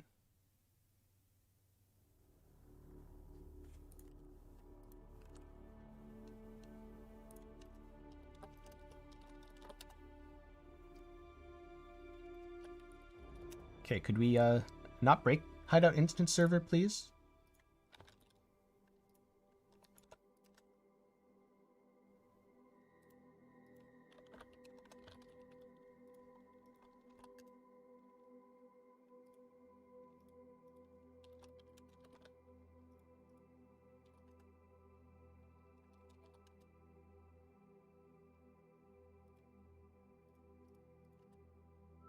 Alright, so if I can get his spell shield, that's at least decent.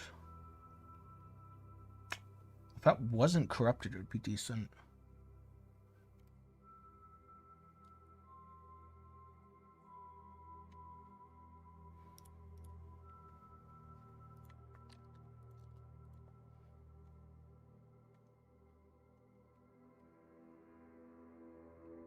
Alright, new plan. Maybe I don't care about decent. Maybe I just want any of them with an open prefix.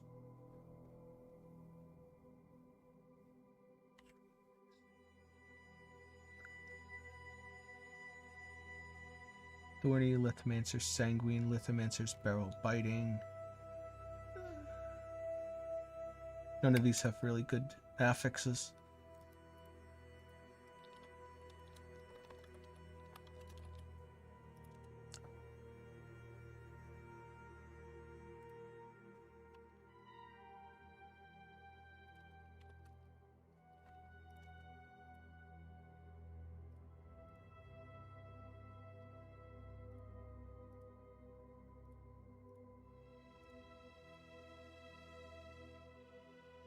Oh no, they have no hideout as well. Is this a bug? I wonder if this is a bug.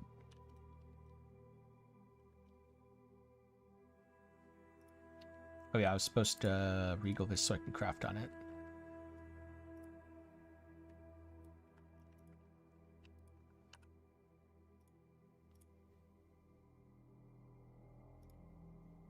Oh wait, this is a scepter, not a wand. I can't use kinetic blast with this. Oh no. I totally wasn't paying attention, and I forgot to filter by wand. It's fine. It was only 1 chaos, and I almost guarantee that I'll be able to buy a decent one for 1 chaos, and then sell this one for 3. All fizz spell, crit chance for spells, empty. Yep. Okay, so let's try that again, but this time filtering wand, so that I don't buy a scepter that looks like a wand.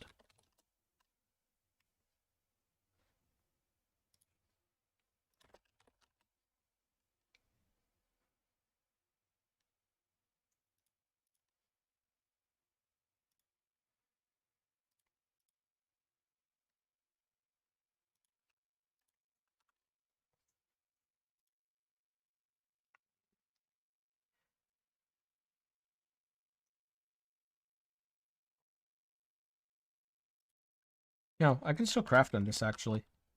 Just not a prefix.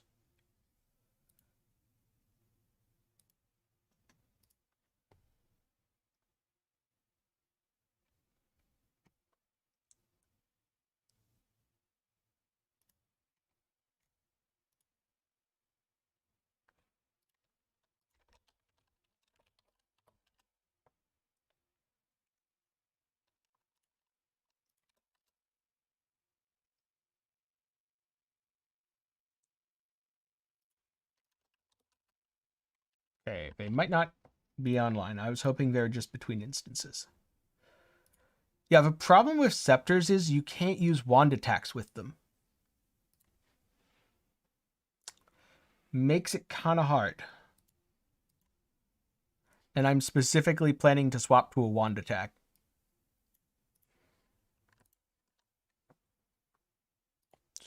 No, I don't have a better tier of life because I didn't pick up enough transmutes. Good to know.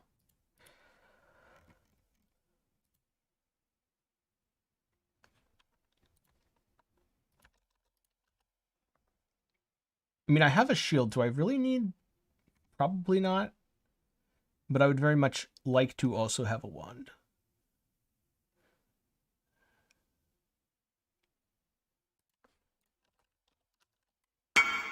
Oh, they're actually AFK now. See, I didn't get the message earlier. Oh, wait, that was a different person. Never mind. Huh. Who goes AFK on League Start after putting items up for sale?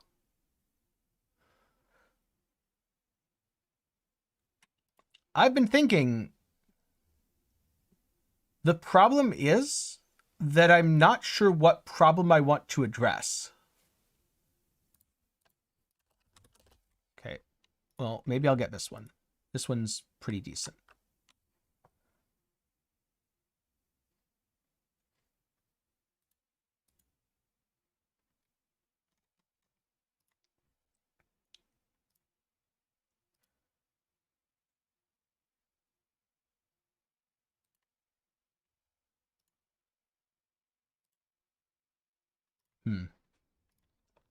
There are not many wands for sale. Maybe we're just going to keep going with this for now.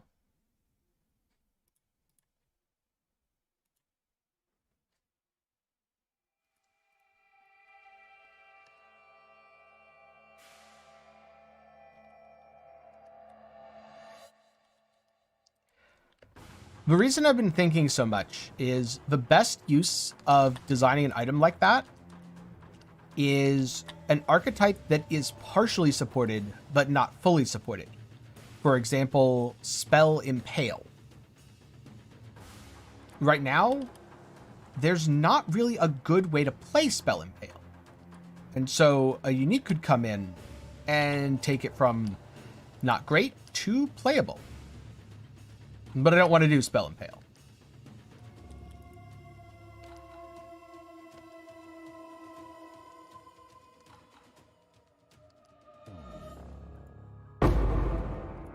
Oh, look, a chaos. Isn't Gravicius's meteor shower basically just meteor? Kind of? As I remember, the smaller impacts after the initial are kind of like that.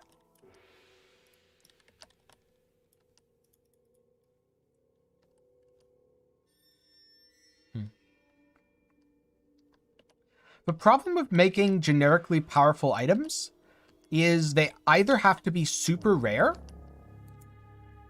or they have to be in a slot that already competes with other generically powerful items.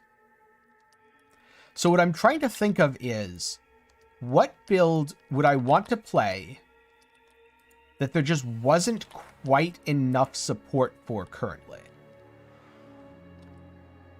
Or maybe not what build, but what build archetype? Which I think is kind of what went into Lighty's belt, the Burden of Truth.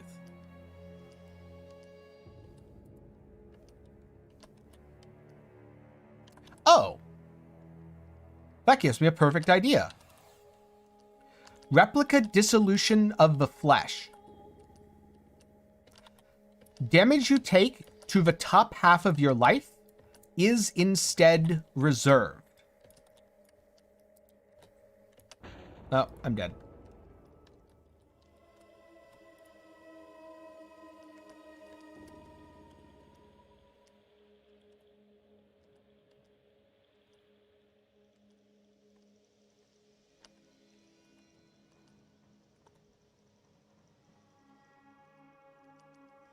I'm shocked, which could get me one shot.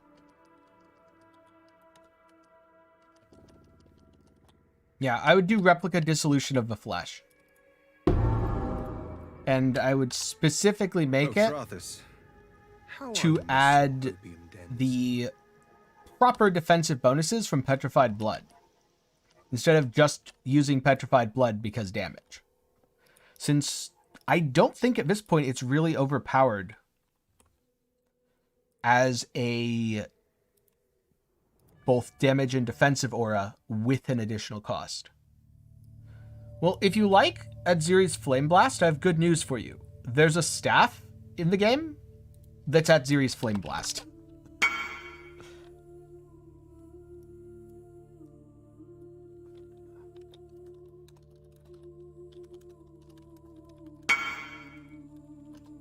Oh, that's a good point.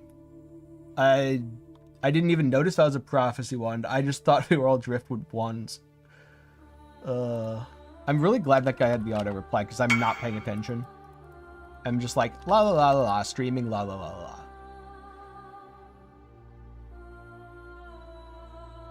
Because driftwood wand and some lower tier wands, very low requirements. And then you have prophecy wand, which is like 200.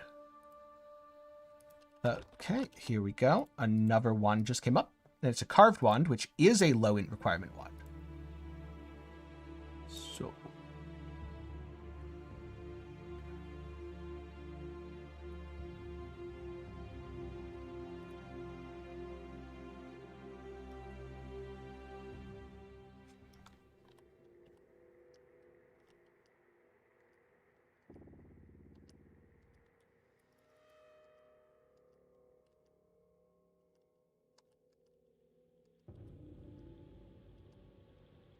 I think you would find that casting from skitterbots is in fact terrible. The practical application of that is going to be that your skitterbots are constantly running around and your skills just miss all the time.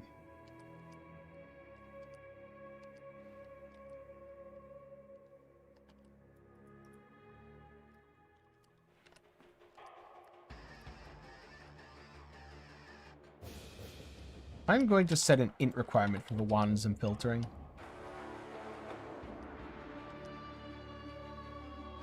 I think 100 int is fine because I can pick up 30/30. Maybe 100's a little high. I definitely don't want 245 though.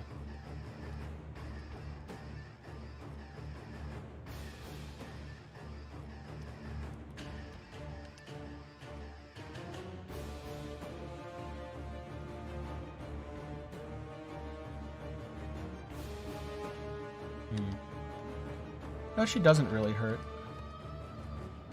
Her tornadoes do, though. The only player tornado was as good at finding things as these tornadoes.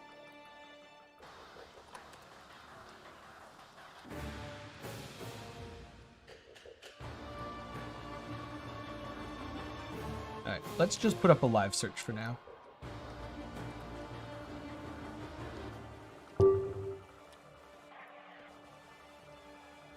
Well, that doesn't have a price. That's not helpful. You're supposed to put prices on your items, damn it. Maybe this tornado one will be what I want. What are the odds? Not high enough, apparently. You were too beautiful for this ugly world. I shall find you in the next. Okay.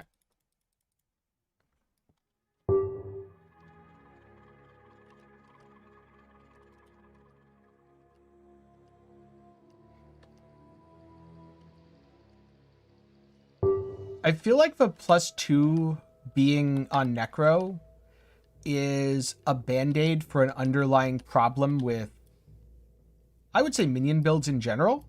So I would rather see a better solution that doesn't have minion builds, just taking a 30% more multiplier as part of how they function. I do think it should be removed from Necro, but I don't think it should be put on the tree. I think it should just be accounted for in summons in general.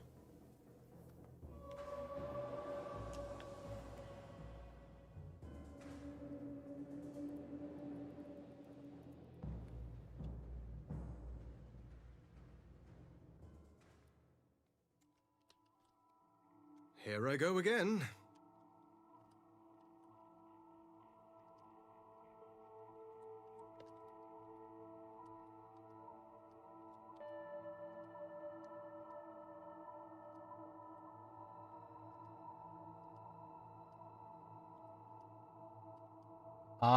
No. That is not a good idea. No. Way too easy to abuse.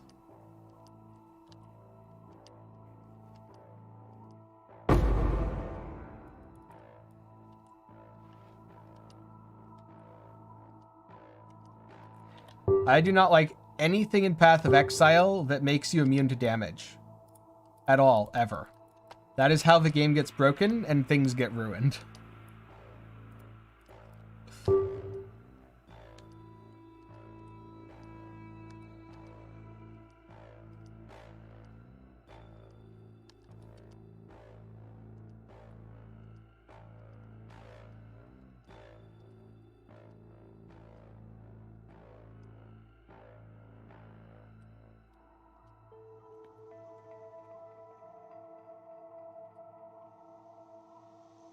Having some sort of damage reduction that turns into a dot probably wouldn't get used much, since taking a sustained dot like that would just get crippling.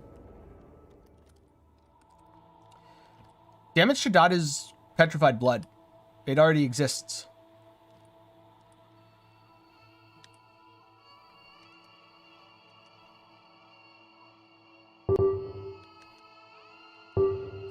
I'm sure some people would definitely like that belt.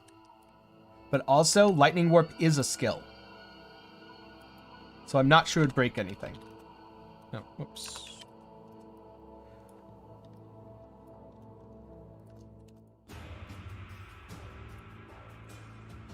I can come back there. It's worth it to get a wand.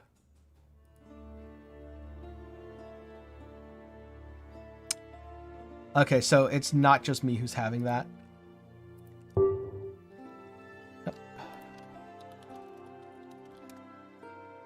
Cool. I only paid 2C, and I now have a wand. Oh, right, that's not my wand. I was like, wait, why can't I use it? I saw that it was a tornado wand. But no, that's just a junk wand that I picked up off the floor. And that's why I can't use it. Do I give up Helix? I guess let's try it and see how it feels. And if it feels bad, we go back to Helix.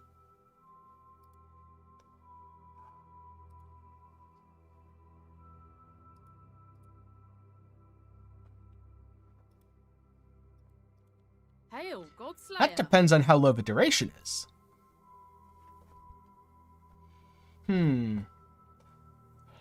So what would be the point of converting damage taken into a dot on the enemy?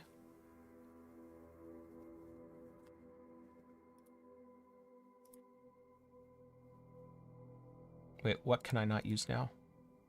Oh. I apparently... Oh, I was dex capping via that. Alright, well, I have a point, so I can go back to town in Act 9.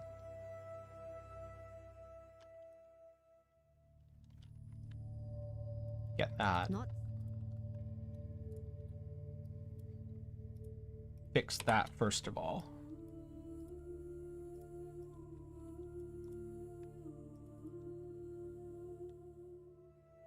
Godslayer, good day. It wouldn't prevent reflected damage, though. And if you have dot multi, then you don't have crit multi. Dot multi is a stat to make up for the fact that dots are inherently weaker than hits.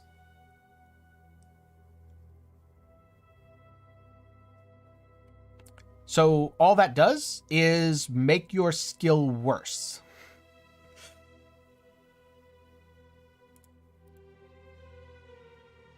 Okay, so... Kinetic Blast, is that a blue? Yes, it is. And I don't have the int for it. Huh, can I refund a point? I should be able to refund a bunch of points now. Let's just do 2 in case I have to put it back.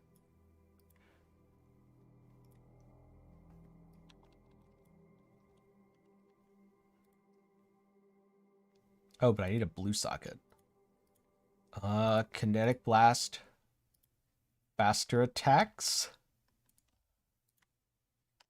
Life gain on hit. Godslayer. Good. Oh, wait, no. I want GMP.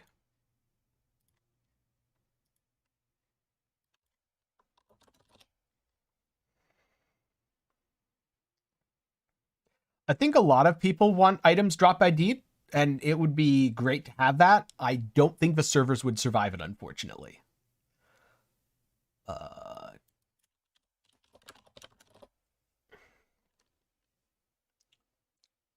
Rage. Oh, that's life gain on hit support. Okay, so I can put this here and this here. I don't need pride imminently. I don't need vulnerability for testing, determination, steel skin. Steel skin here. All right, that's good enough for testing purposes. Oh wait, no, this goes in here.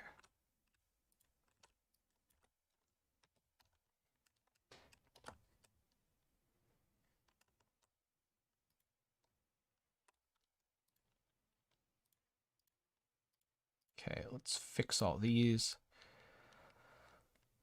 Well, that's interesting. You can still use Call of Steel. I wasn't expecting that, actually. I'm just going to wait. Time to do a Blood Aqueduct run.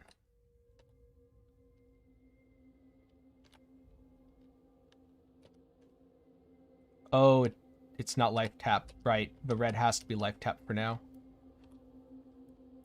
It seemed to be working really well, though. So that's good.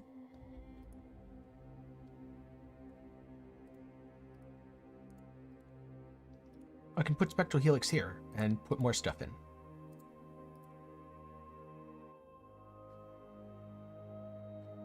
Oh, I should take Cruelty out of here. Shouldn't I? Yeah, I should take Cruelty out of there. I should fix that.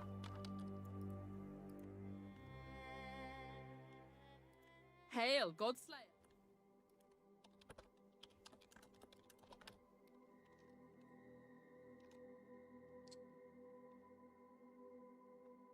Oh, wait, I don't have a transmute? Oops. I keep forgetting to pick up transmutes. This would be a lot more efficient if I just remembered them. Hey, it's going pretty good. I'm in Act 9 and swapping some stuff around right now. And assuming this goes well, I should be ready to blast. Oh, well, that didn't go well.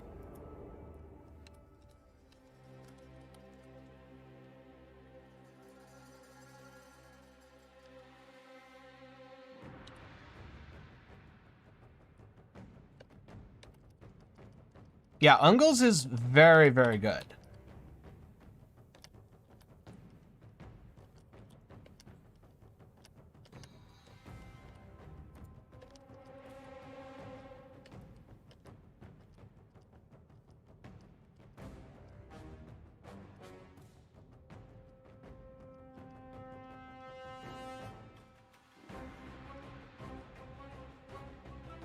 This is working. Ooh, a Jade Flask. I actually want that. Gimme. So I think this is working well enough to call it time to swap over.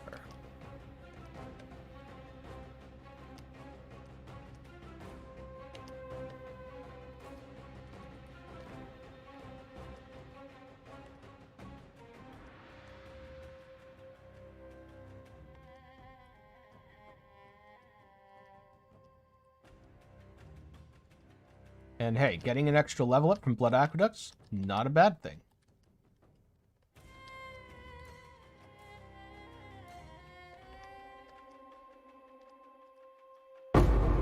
Technically, it is a real skill. Did you know their Spirit Bomb is actually Val Blade Vortex?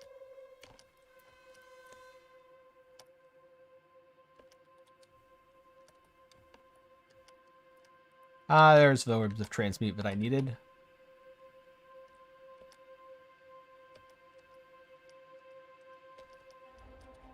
The Spirit Bomb charging is them basically getting the souls needed to fire a Val Blade Vortex. Have a good night, and hopefully you had fun.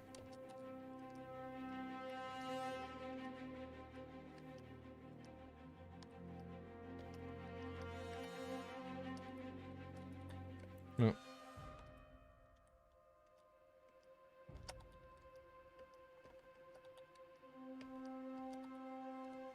Yep, just like how the really annoying thing from the wet is exploding is Cold Snap. Alright, well, have a good night, and thanks for hanging out. Hopefully you enjoyed.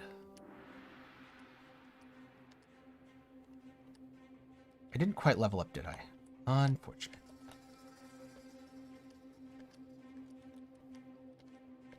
Your spinny thing can't chain. Do you mean their fireball? The thing that can GMP is Fireball. I thought you meant the spinny thing, which is Val Blade Vortex, which can neither chain nor GMP.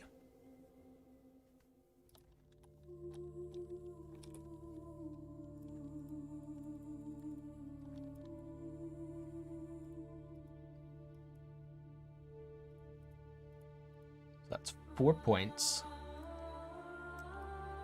Is there anything else I drop immediately? I don't think so. So I get that. I get this. I get this.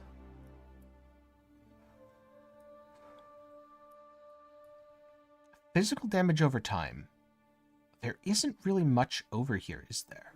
Because it's all bleed. Yeah, that's 4 bleeding specifically. No new skill gems this league, unfortunately.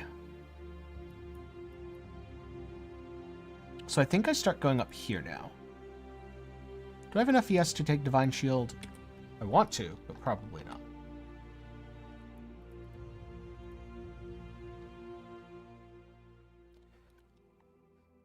All the ones that looked good in 3.17. I know it's a boring answer, but since nothing changed, there really isn't anything I can think of that didn't look good before.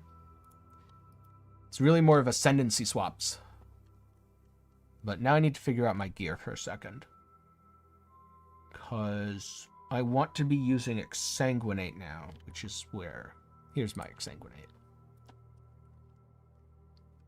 And I also want to be using Pride.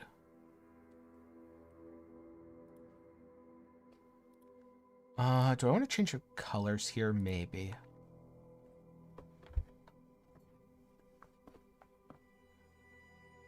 I have so many red gems that I need. It's a problem.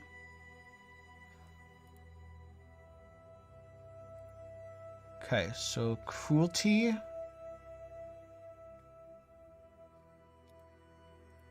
Exsanguinate. God Slayer. Brutality. Swift. Affliction.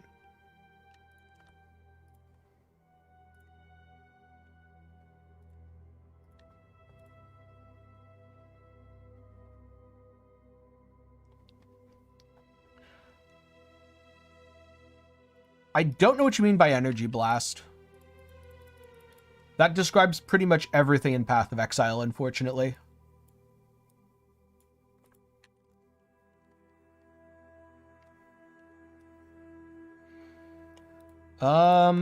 Most brain dead face tank build. Anything wearing Aegis Aurora.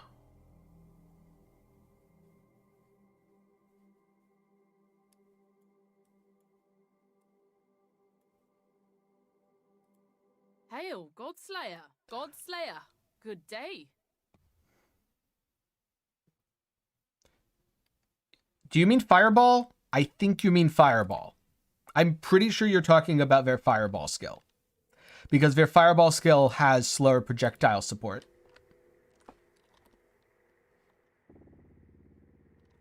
Oh god, I already need more sockets.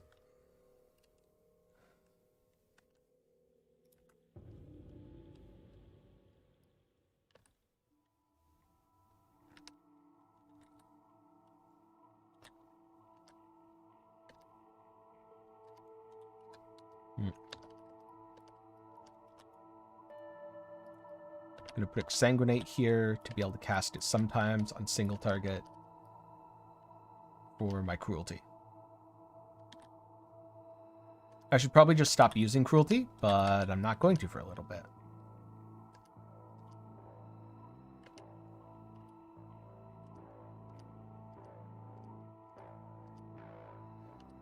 I was not expecting to be able to get a wand and a shield quite this early. I was thinking if I was lucky I'd find them, but I didn't find them. No, never mind. That's bad. That's 80 int. I'm not going to have 80 int.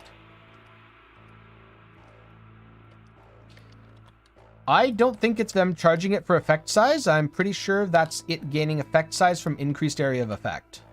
Because Fireball can also cover the screen if you give it enough AoE.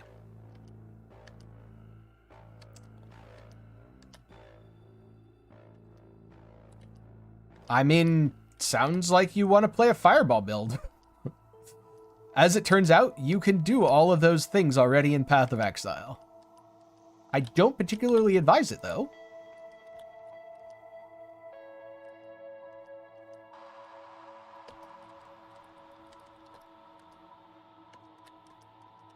Oh, I'm dead? Yes, I'm dead, because I hit my wrong flask. Okay. Getting used to new stuff and losing a bunch of defenses.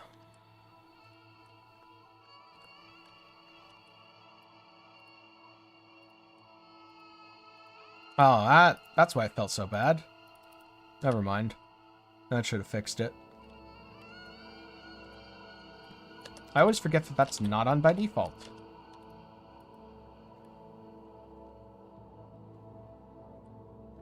Well, you'll be in soon enough. I think we loop up this way.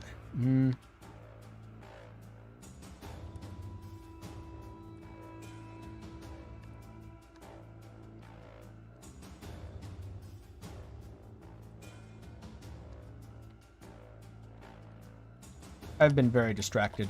This is one of my... Oh, God.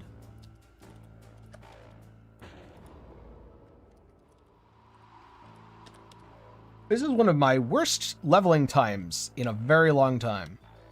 And it has nothing to do with a build.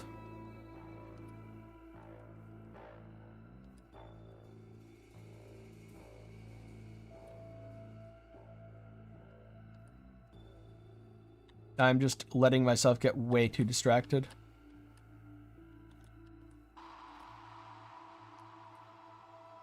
Also, Divine Ire but projectiles, it's called Scourge Arrow. That also still exists. You keep naming things that already exist.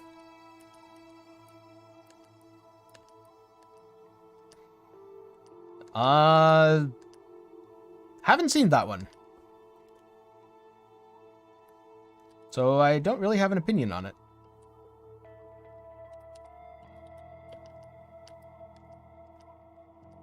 I'm guessing it generates a lot of particle effects that exceed Twitch's bitrate.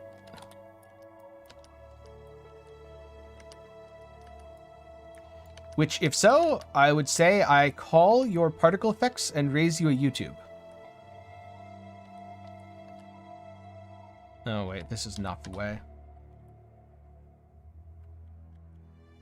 God damn it. It was up there all along.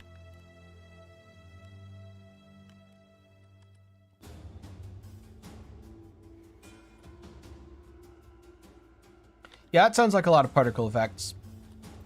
And I would say, yeah, I call your Twitch and I raise you a YouTube.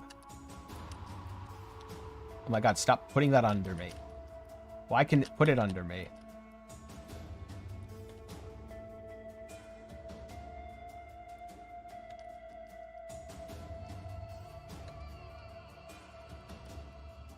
What? They have it too? Why? Okay. This zone has been terrible. Absolutely terrible. I have a i7 12700K and an RTX 3080. So luckily for me, it's very hard for PoE to tank my frame rate. Unluckily for me, it cost an absolute fortune, and unless you professionally video edit, I don't advise it.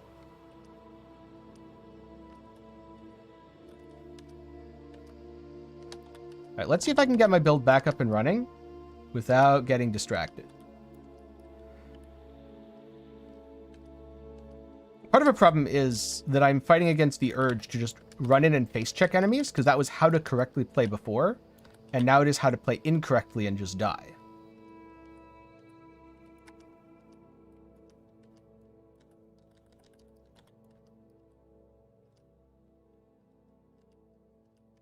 I wonder, what's Dot on Exsanguinate up to? Alright, it's about 10,000 DPS. That's not bad. And that's before Cruelty, which raises it even more.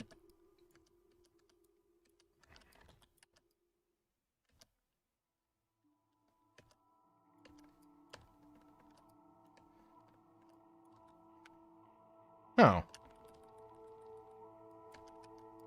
That's rejuvenating? Okay. That wasn't that bad.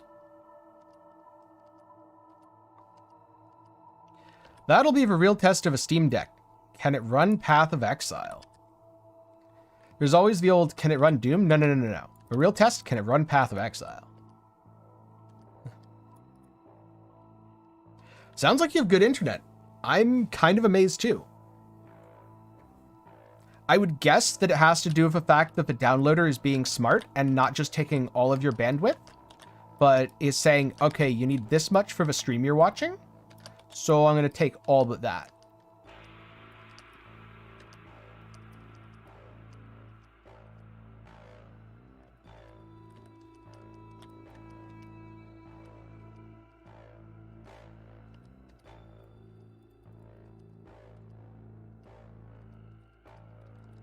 Oh, let's not go over there. No.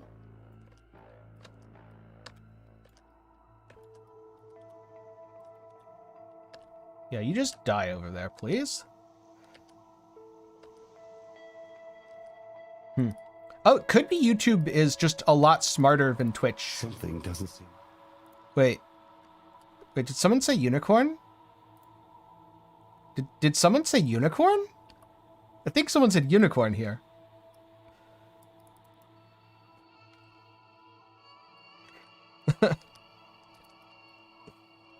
Sounds like a good idea.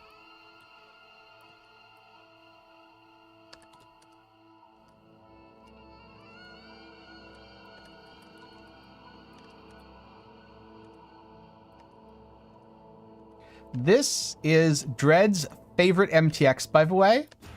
If he's ever in your chat, you should absolutely use it 100% of the time.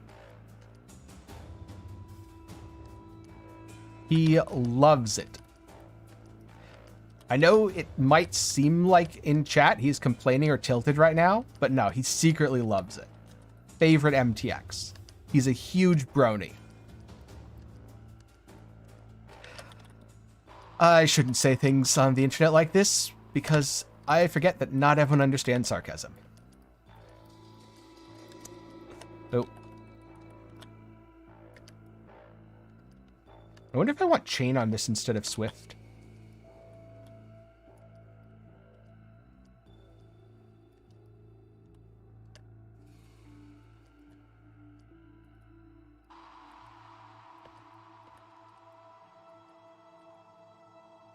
Oh, stop going invulnerable. God damn it, Shav.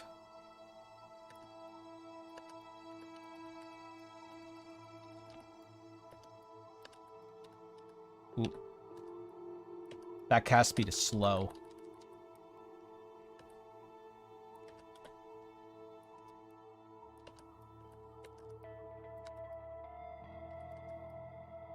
Oh, I walked into that.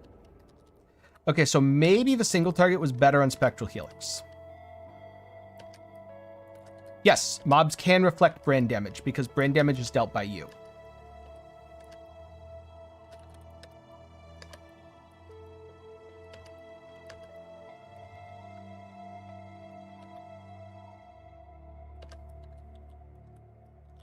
Yeah, Swift Affliction, mistake. Huge mistake right now.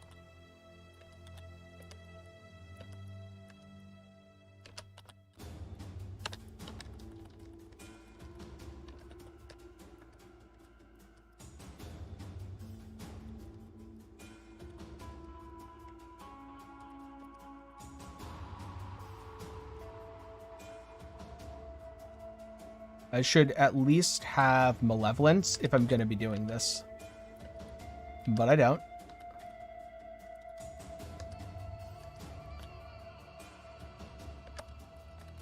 Oh. She should die here, though. No, I got too close to the wall. Okay. Oh, I should have taken the gem out. Because if I took Swift Affliction out, I'd be done with this fight twice over now. Oh, right now I'm trying to do it without Corrupting Fever. That explains why it's so terrible.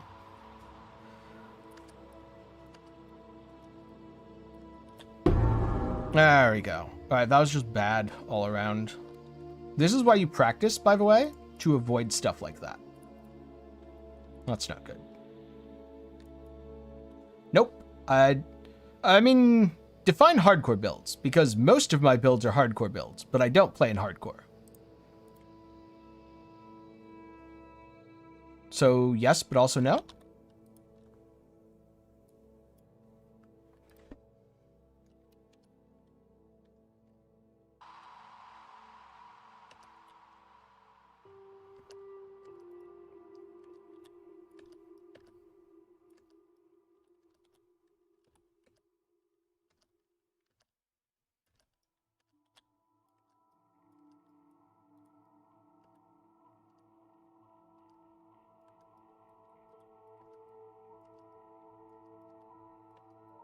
All right.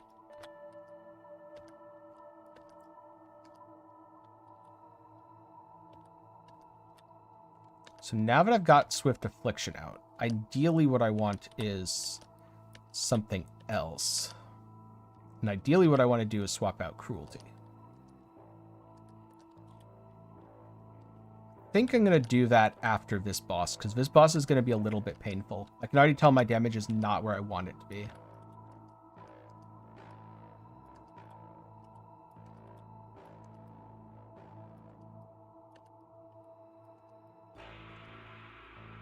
Oof. Why did my dash not go up there? Shocked for 50% though. Yikes.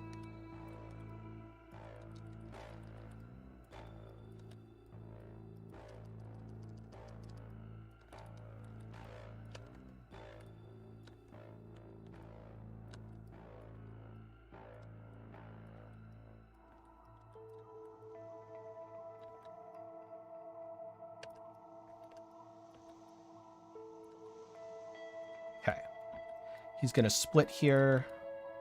That'll be manageable.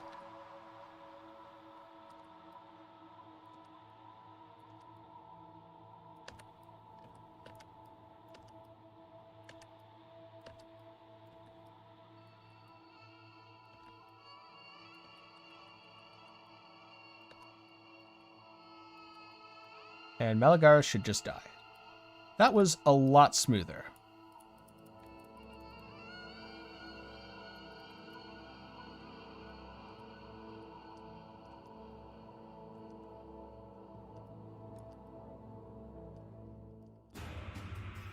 Does leveling GMP matter? I guess yes, because qualitying it is faster attacks. But aside of that, no. Am I going to have to hide? I don't know. I don't think so. Losing the leech from Spectral Helix is definitely something I'm missing at the moment. Alright, before I go too much further, I'm going to deal with these guys because they're almost dead.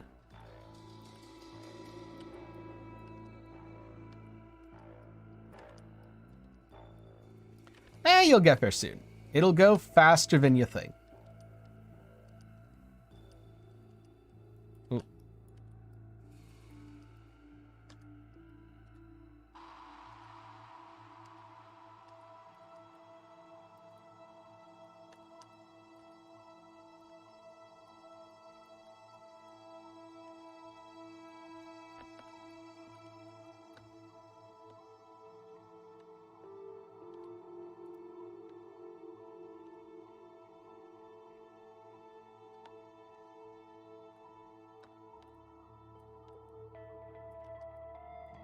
Okay.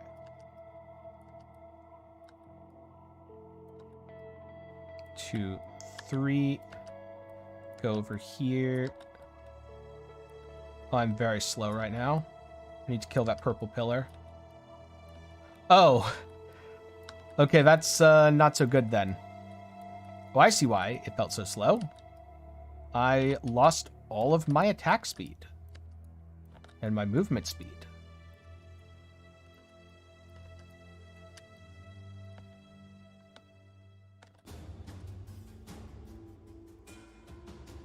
I'm going to do this for just a minute. Because I can shoot tendrils and kill the cursed monoliths. And also put damage on the boss.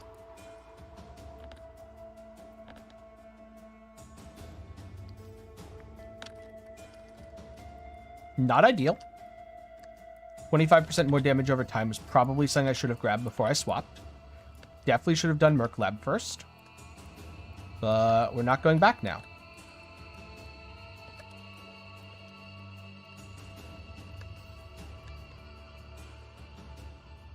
So yeah, if you're wondering, you definitely shouldn't do that swap before you get the +1 to gems. Because it would feel even worse if I didn't have a level 14 Exsanguinate and a level 17 Corrupting Fever. But part of the problem is I didn't properly swap all of my gems. Because I was trying to be lazy and go quick. That was a bad idea.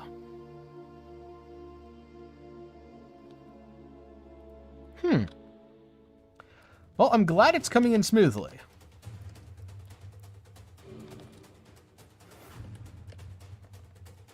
Ooh.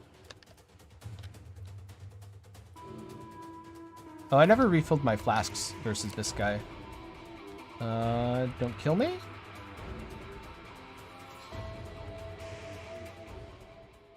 Cool. Now I'm gonna try to fix gems. Because I don't think I should be using some of these. Damage over time supports.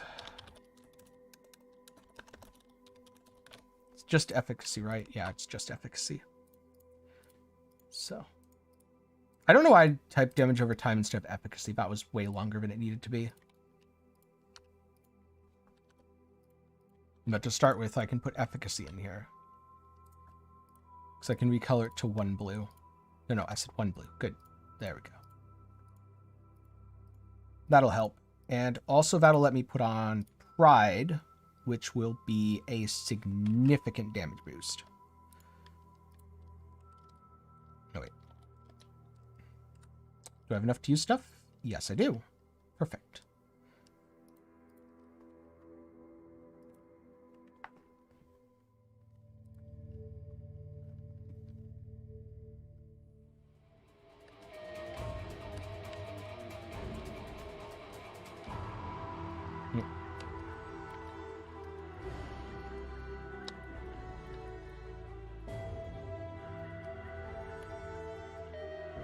Oh yeah, this feels much better already.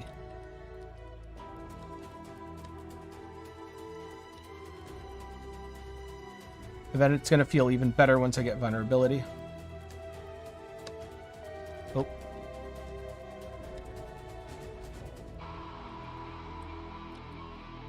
I can very much see why people say this is a bad bossing build now. Because if you swap at the wrong time before you have the proper setup, it does feel bad. Because the last couple of mini-bosses felt really rough. It was 100% down to me using absolutely the wrong setup for it. Ooh.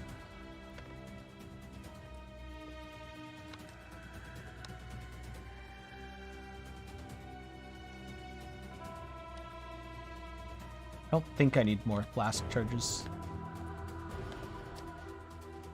Oh. Maybe I do.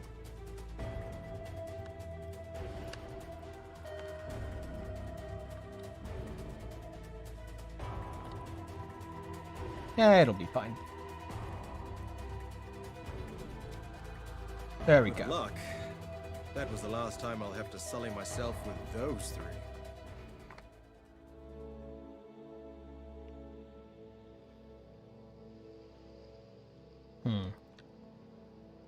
I don't think this will be worth it. Oh, that's good. I really want to use it, but I don't think it's worth linking. It's so good, though. I'm going to hold on to it in case I get better boots or gloves. Here are ways to... Your well, ready to go?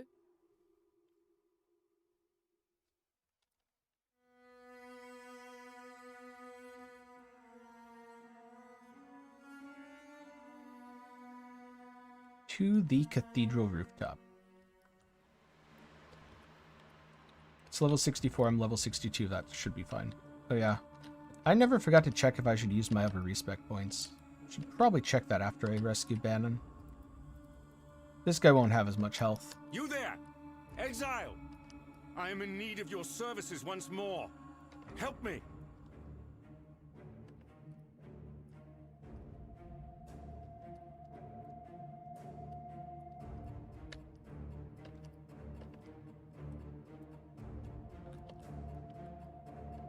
Yeah, he definitely doesn't have as much health. Even just a couple exsanguinates are chunking him. Phew. Okay. Is there anything else I wanted to... I guess the Determination Armor Mastery I can refund, because that doesn't matter now. That's 10% physical damage.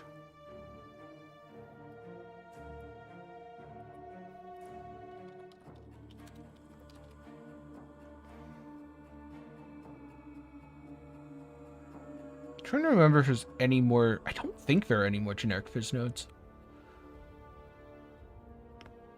I think I have them all. I think everything else is attack physical damage. Yeah, it looks like it is. Alright. Oh no, right, there's Path of a Warrior. Morning. How's it going? So if that's the case, then I want to go over here for now. Get Devotion. Then probably go up over here and fix my reservation.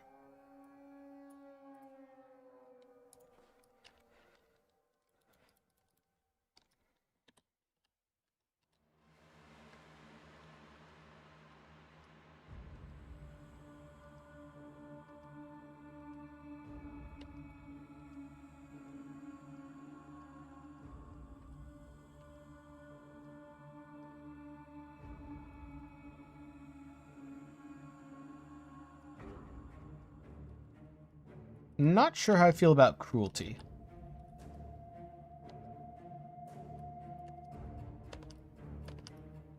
Quartz flask. Do I want that? Pig-faced. Good, but colors aren't really what I need.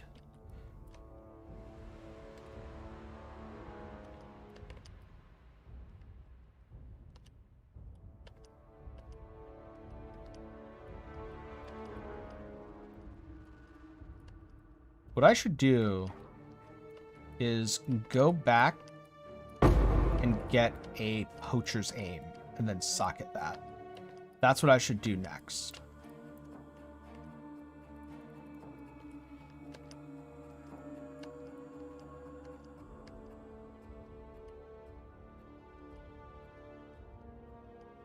Because I forgot to do that. And +1 pierce will make my clear feel way better.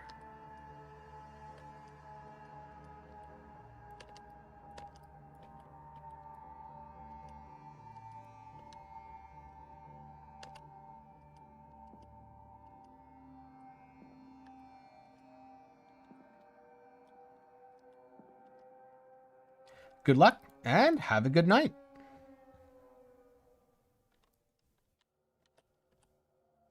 It's time to end this.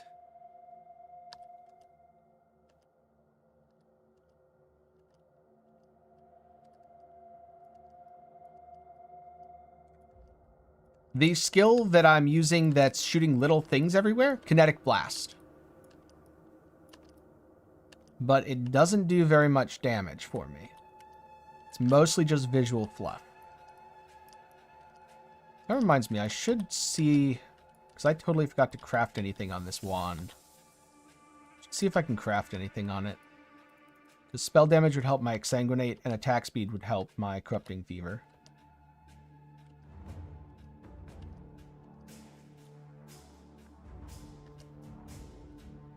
I will do that at the next waypoint.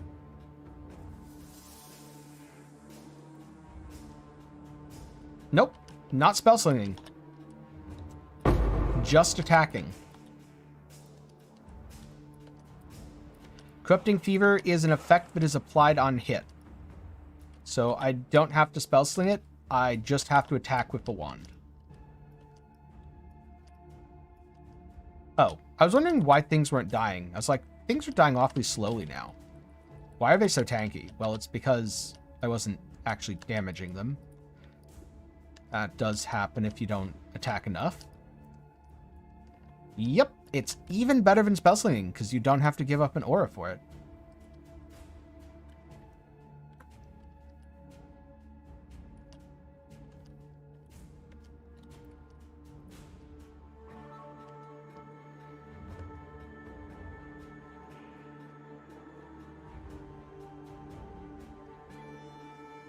It's not about if you get Omni.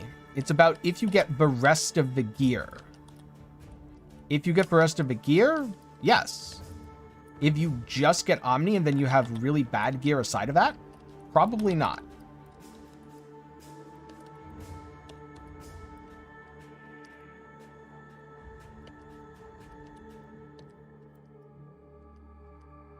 Wait, why are you still alive? So, Burning Ground immunity, more important than... God damn it. There was no place to run. Oh, I don't like that. I don't like the Burning Ground at all. And morning.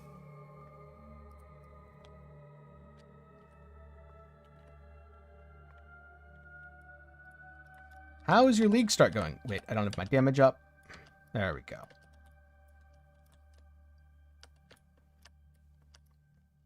Deal with those guys. And now let's go deal with the problematic... Oh, I attacked my unicorn there. It's okay, it deserved it.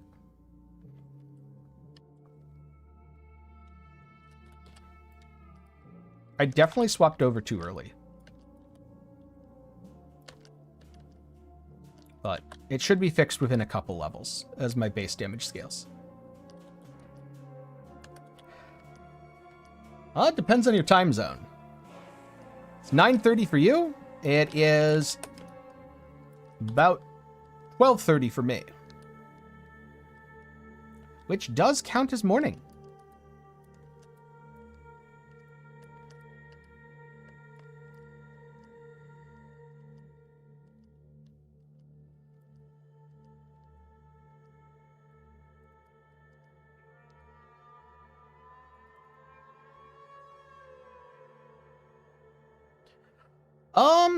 They didn't feel that scary when I was Spectral Helix. I just lost a lot of power in the swap. Because I did it too early. I should have waited till my Exsanguinate was 15 or 16.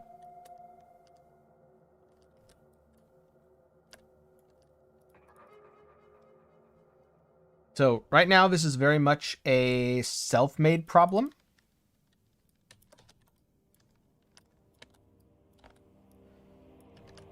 Monsters should not feel as scary as they do to me right now.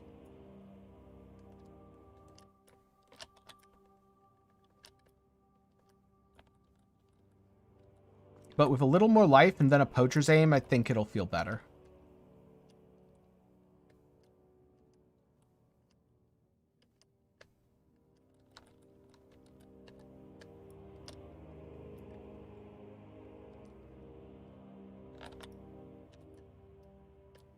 Where's Rejuvenator? Here they are. Goodbye, healers.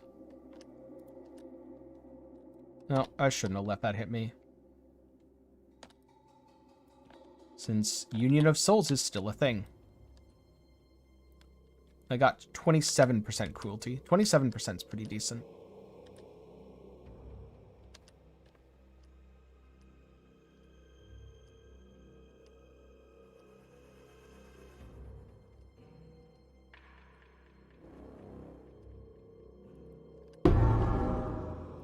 Yep, all sorts of different times for different people. Now I go look for the trial.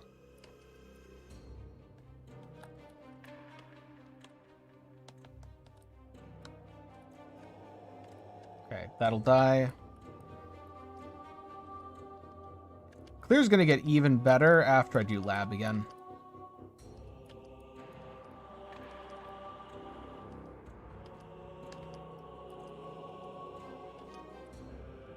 Because then, not only will I have 20% more damage, which is a lot right now, but things will also be exploding, which is the entire point of his build. I think what I should have done. So, if anyone is following along with this... Oh, wait, I don't want to... Sure. So, if anyone is following along, what you want to do is stay Spectral Helix until after Merc Lab. Because Spectral Helix definitely felt better than this at this level, even with a +1 wand and a +1 shield.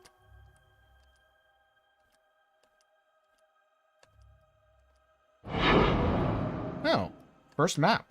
It's Arid Lake. Also, where's the lab trial? Was it back here and I just missed it? Could be.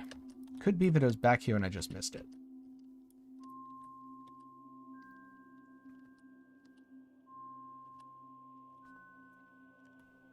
Yep, it was. I was building I was running Cast on Crit Forbidden Right in that build.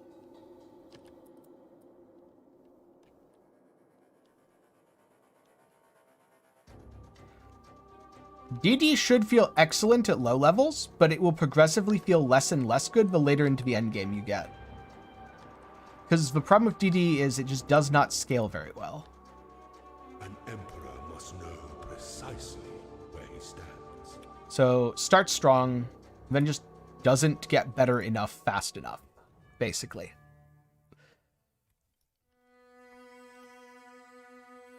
It is good. Remember. If you are. Innocence blesses. The Bannon is... Quartz, stibnite, basalt, sulfur, silver. Now that you have... Sure, let's go for life flask. I don't really need any of those right now. Poisonous concoction's pretty good. You could also go Bane if you prefer that. You could go Cold Dot. I think Cold Dot or Poisonous Concoction would be your best bets.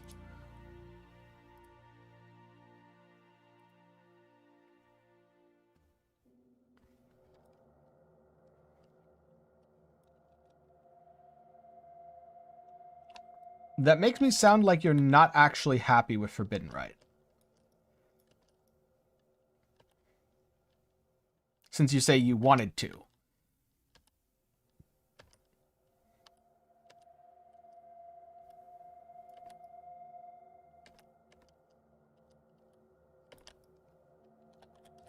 No.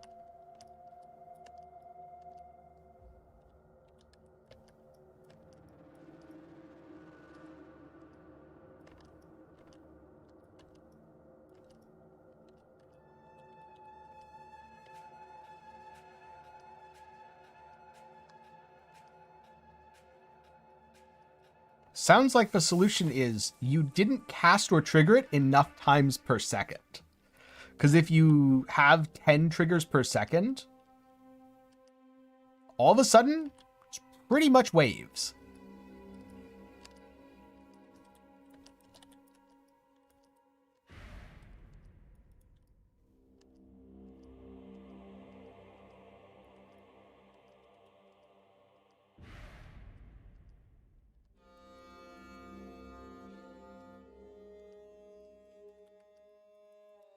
Nope.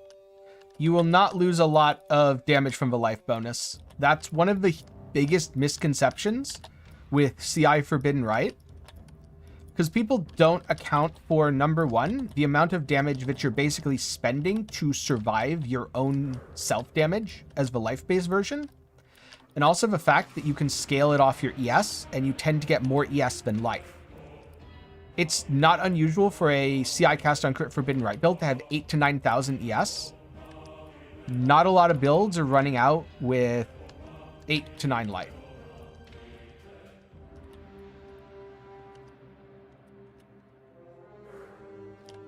If they came out sequentially like that, it would be a terrible skill. That would be awful.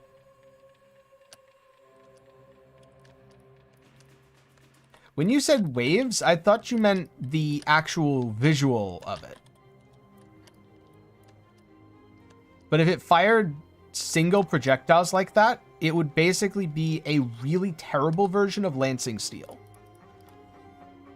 Because that's exactly how Lancing Steel works, except Lancing Steel is an attack projectile, which means it can do things like fork and chain and pierce. And Forbidden Right is a ground-targeted projectile, which means it can't do any of that. And so it would just feel awful.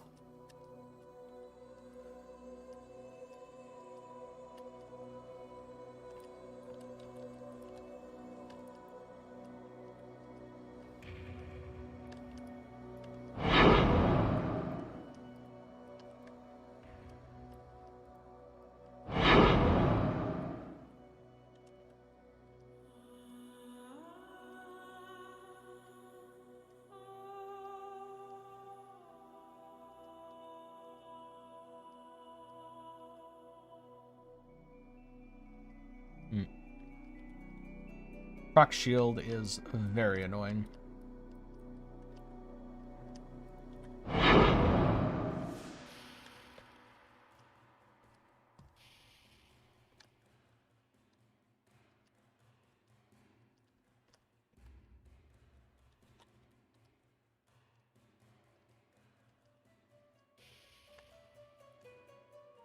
Oh, I don't need the steel skill anymore.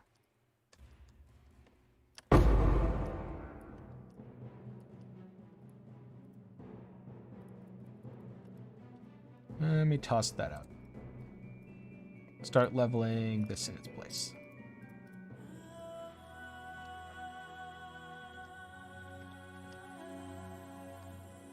Why not just play Pyroclast Mines then?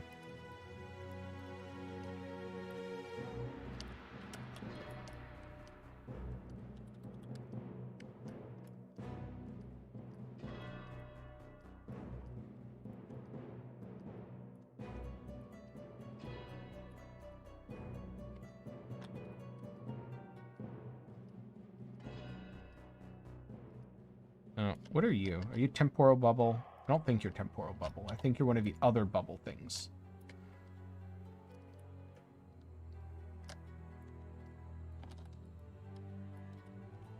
Oh, no, it is Temporal Bubble and Executioner, which can't be culled, by the way.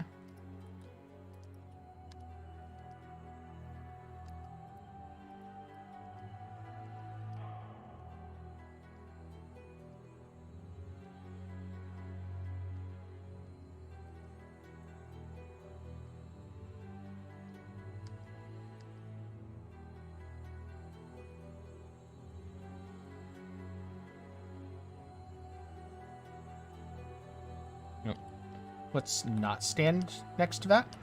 Wait. Absence of symmetry and harmony. Someone's going fast.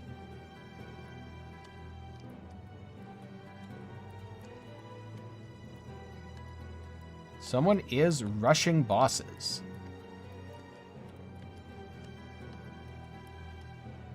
I like how this area used to be the free room because there'd be a bunch of magic monsters. And now it's a firing squad because there's a bunch of magic monsters.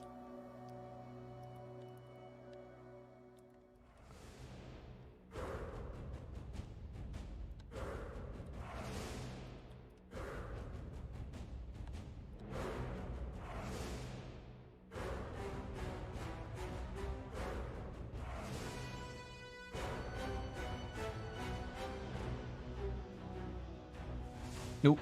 Oh. That hurt. I was not expecting that to kill me that quickly.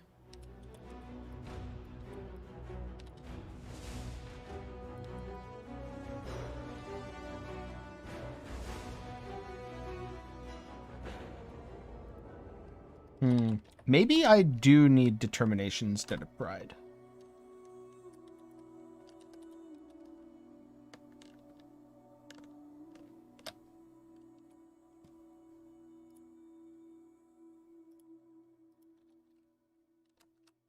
Okay.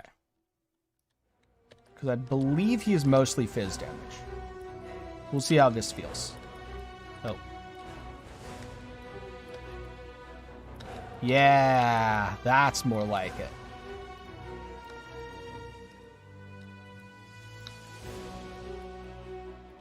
I mean, I could just not get hit, but like, where's the fun in that?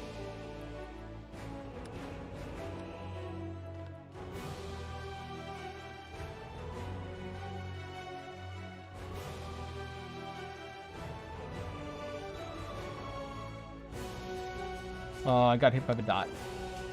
That was bad.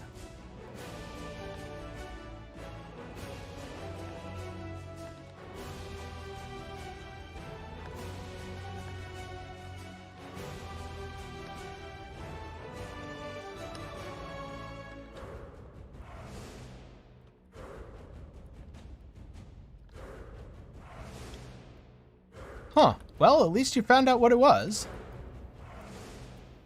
Always weird when programs just decide to not work well together.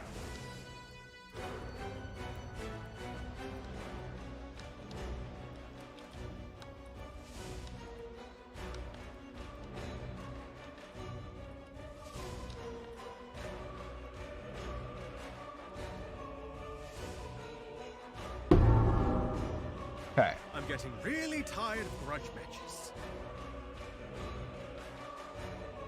So now I'm going to log out and log in.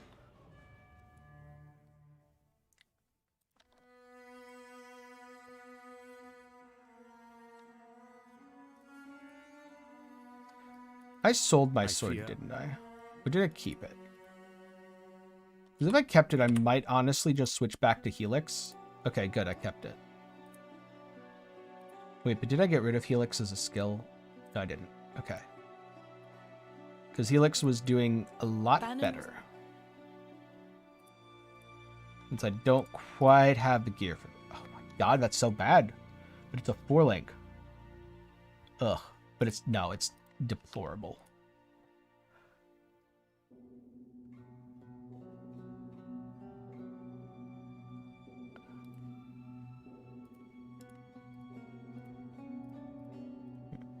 So those gems need slightly more leveling.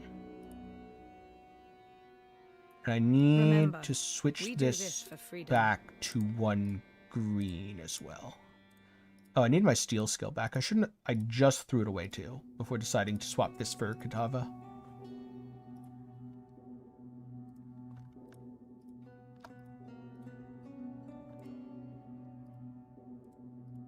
All right, time to fix a bunch of stuff.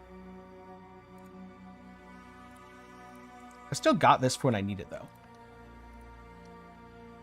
I don't need to level any of these gems, so that's fine.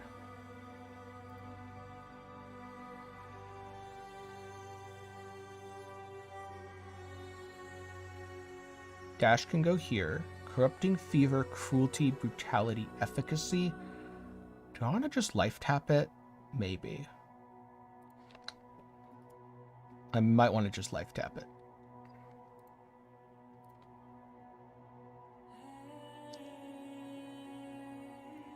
And 4 refund points. Where can I refund to get a decent amount? Oh, this.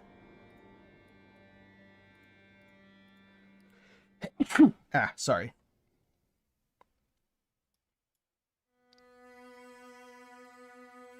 I don't think I'll need this. I think this is enough.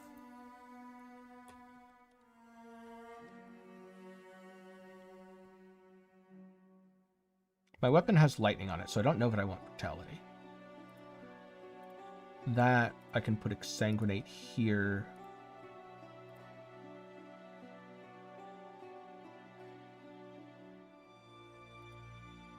Oh.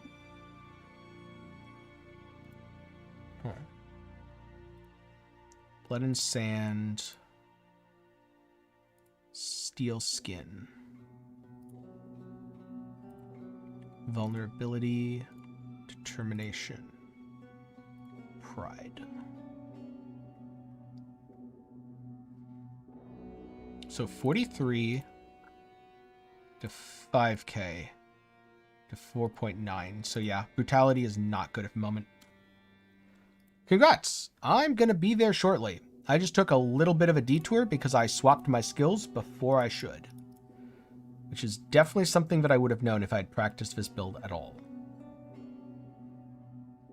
But I did not practice it all. And so, I got to learn on the go.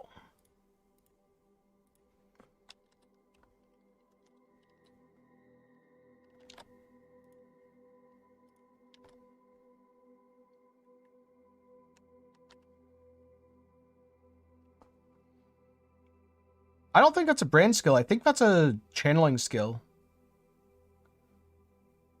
That doesn't seem like the kind of thing GGG would make into a brand.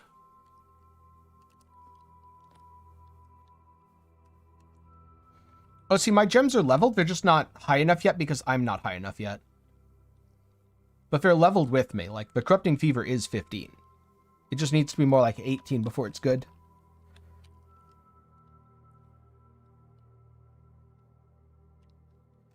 Do I want pride? I don't think I want pride. I think I want to do this and...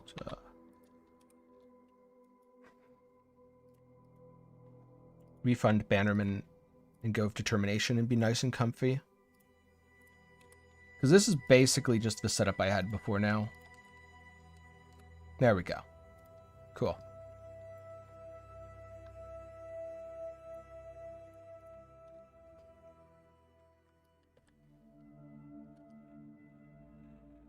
Oh, wait. Almost forgot a steel skill. That would be bad to forget going into lab. Because I can't just get out and grab it. God Slayer. I'll just get the cheapest one.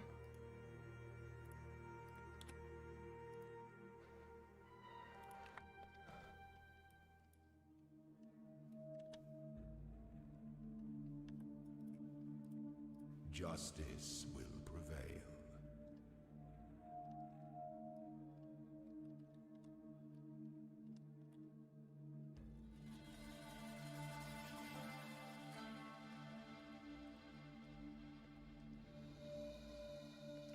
Okay. Yeah, much smoother for now. I guess not if I just dash into a wall, though.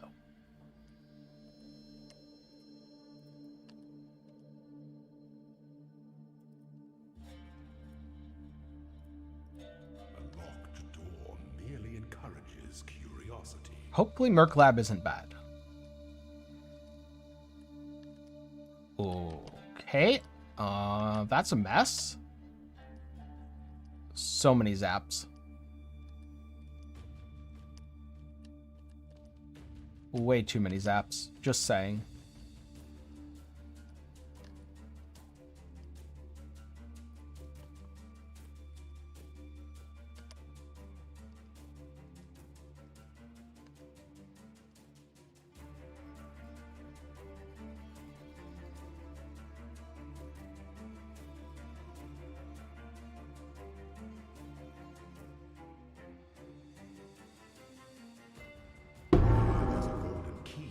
There Golden must key, be a check. golden door.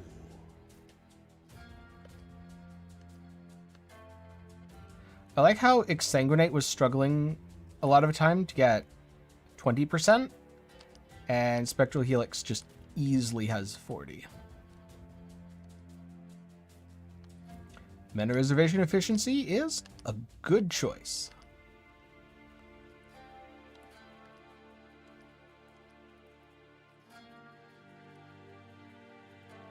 Let the day dawn golden with possibility. I don't know if I want to go in that room. That's a hasted vampiric.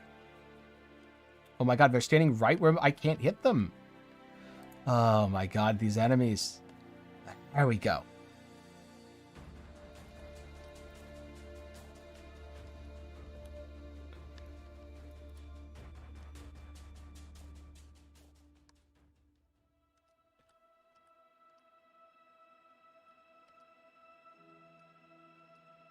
So that's not how skills in Fury work.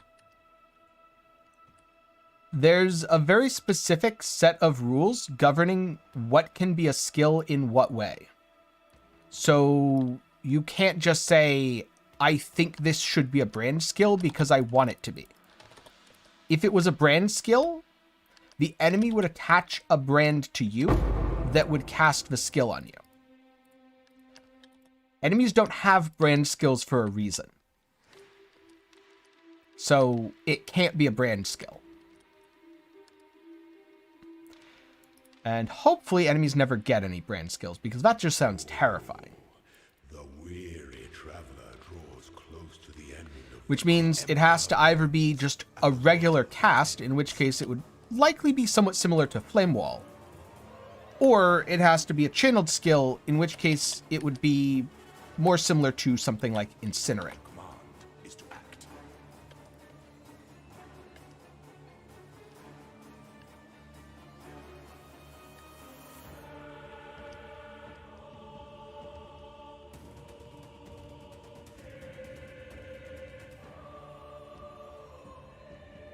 You were born for this. Damn it. I didn't even cast Vulnerability on Izaro, and I still phased him too fast. Emperors in waiting. If anyone's wondering, is Spectral Helix good for leveling Corrupting Fever? Yeah, it's way too good. I'm definitely going to be keeping this into early maps, and then I'll switch to the one in shield that I have a little bit later.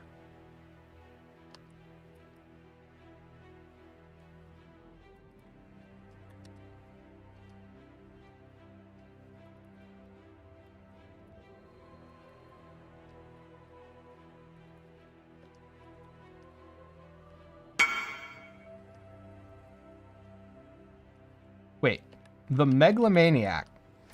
Why is it called the Megalomaniac? What the heck, GGG? Stop recycling names.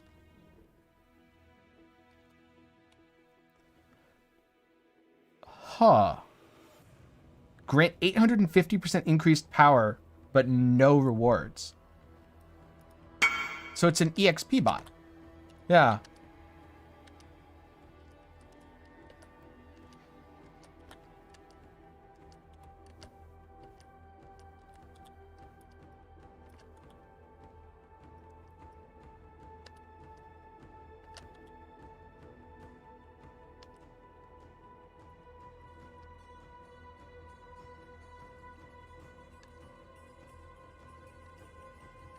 That hurt.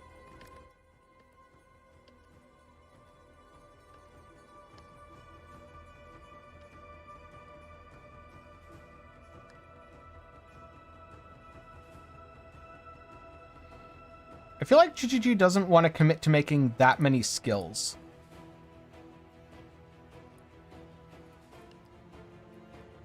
I also don't think that they want to have to add skills based on what people want, because players are really terrible at designing skills for Path of Exile. They just ignore all the rules and go, I wish it could do this. Which, if you have to actually work with a developer, is such a nightmare. So if I were GGG's devs, I'd be like, please don't let people design skills. People are terrible at it, and I don't want to deal with that.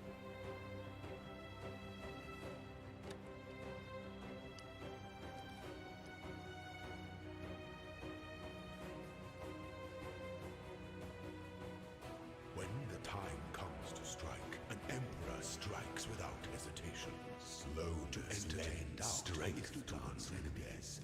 More skill interactions, like with some unique items, such as how you get a pseudo Shavs effect now from Burden of Truth, Death and loyalty. and how that means you could use energy shields to potentially cushion Forbidden Right, just as an example. Cool. By the goddess, what ambition. God damn it, Azara, you phased again. Wisdom is the offspring of suffering and time.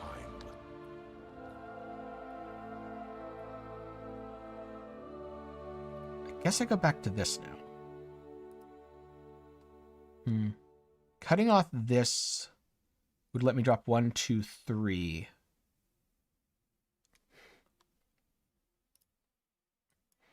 Except you still broke all the rules. If anything, you're proving my point.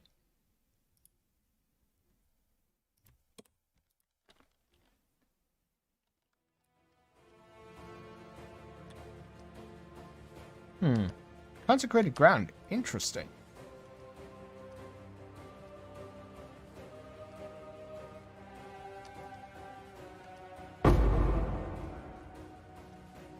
Cobalt Pandemonium Sentinel. So I haven't unlocked my Cobalt thing because Sentinels have been too rippy to just use.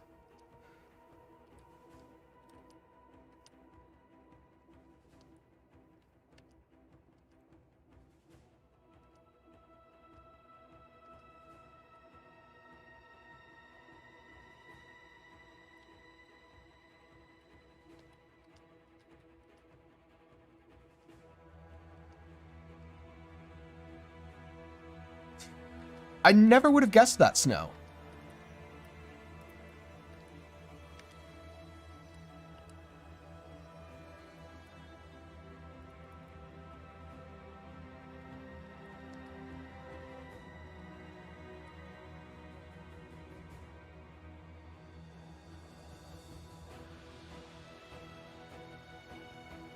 Let me through the doorway, please.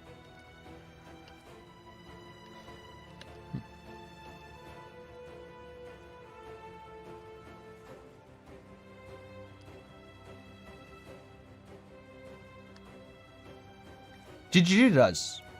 They've always said that mob skills and player skills have to be the same. That's one of the fundamentals of the game.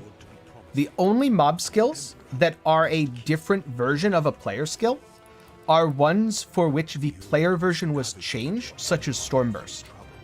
But every other mob skill in the game that also has a player skill equivalent works exactly like the player skill version.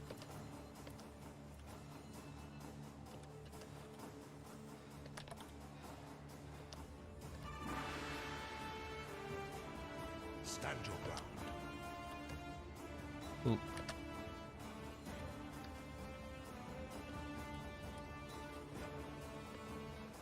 Are free.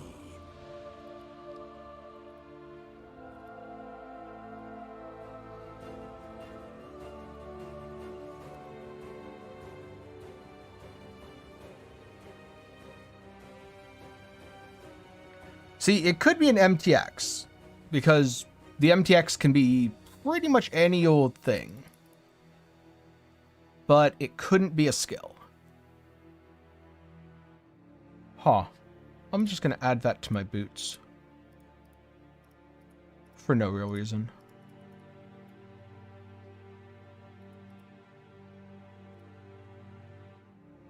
Alright. I now have gratuitous violence. I definitely should have had that before I switched to Corrupting Fever.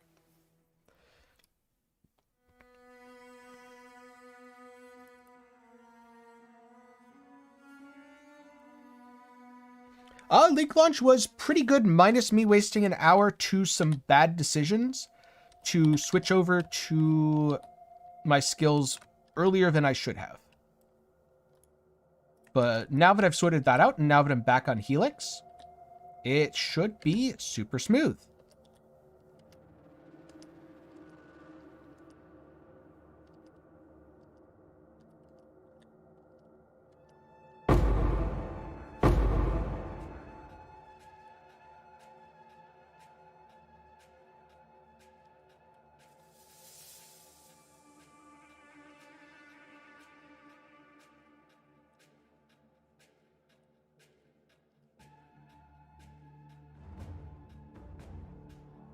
That's fair. And it's really not that much of a race.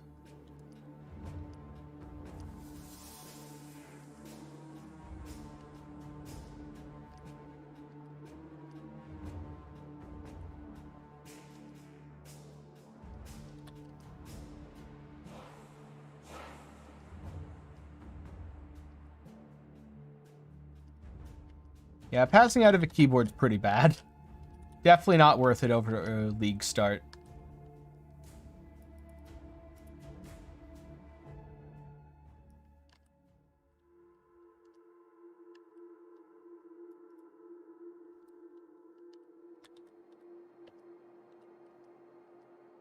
Oh yeah, even more of a reason to not push it.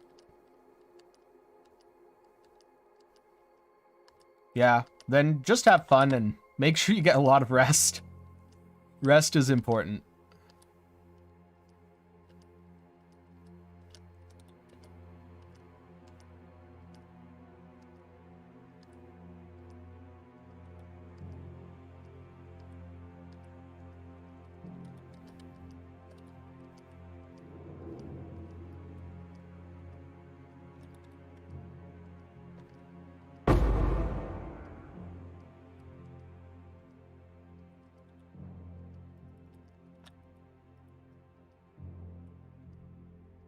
Thank you.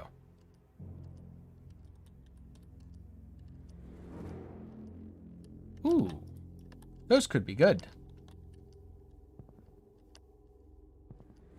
So while I was using Helix, didn't really notice them. When I was using just Kinetic Blast with underleveled Exsanguinate and Fever, definitely noticed them. My take so far is not a big deal. If you're struggling, that means you need to do things like fix your resistances, get more life on gear, use a better skill potentially. Doesn't seem very problematic. That said, magic packs in Act 1, those are pretty scary. Not as sure about magic packs in Act 1, but they've smoothed out since then.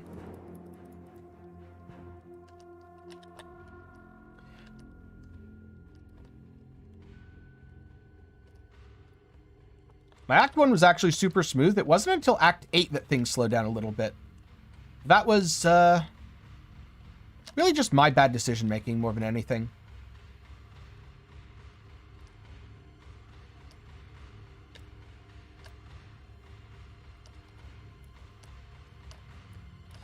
I don't think I've ever met anyone who cared this much about graphics and visuals in Path of Exile.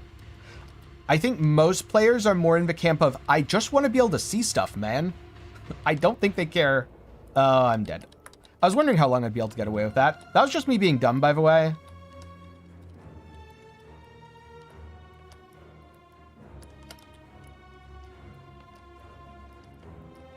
But yeah.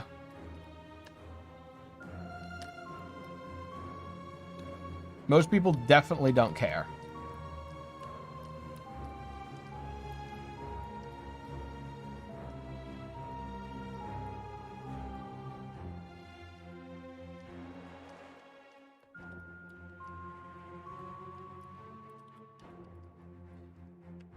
The main problem with seeing what killed you, usually, is your own skill. Usually. The worst offenders in terms of visual stuff is player skills covering the entire screen and hiding enemy effects, especially with MTX. You'd be surprised how many times when you can't see what killed you, it's your own fault. Well, now that the Because you bought an MTX. time and tide wait for no man. Go. You return. That's not good. Or not good enough.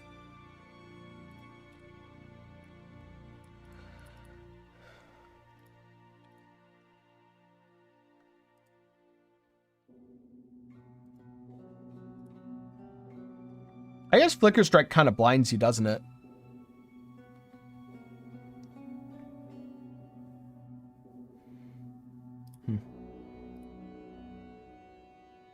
Are these actually useful links? All right, Splitting Steel and Dash I need to keep.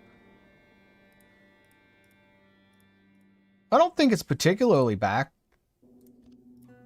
I think it's about where it's been.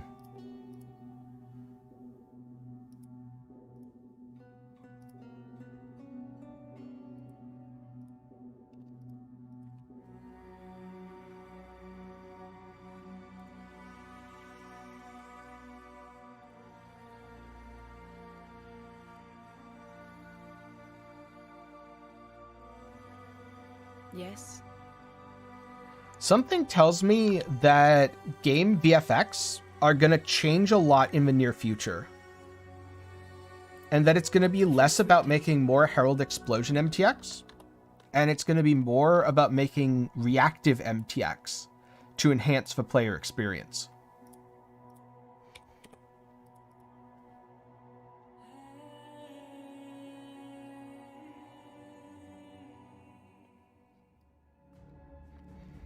Yeah, the magic stuff seems really rough. The rares don't seem all that bad, to be honest. That's about where I'm at with Archnemesis so far. Unfortunately, I can't answer that because I don't think I've used the party board for anything in years. There's time to convince innocents to put some clothes on for this battle.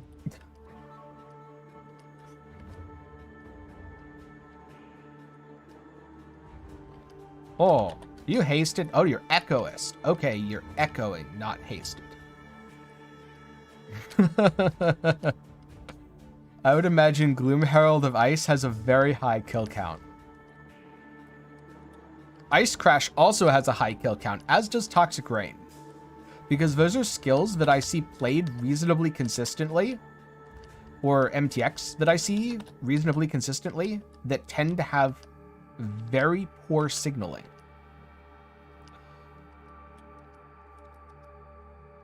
Wait. Oh my god, I just realized that... Oh my god, I'm using the wrong flask. That flask is not what I thought it was. This whole time I thought this was a phasing flask. It's a jade flask.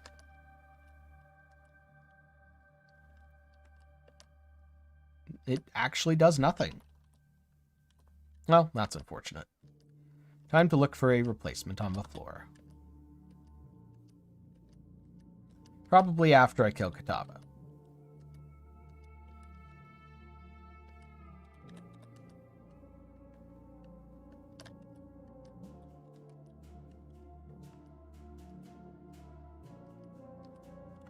So, Spectral Helix is definitely very good, given that I have basically no damage nodes. I'm using a random weapon from the floor,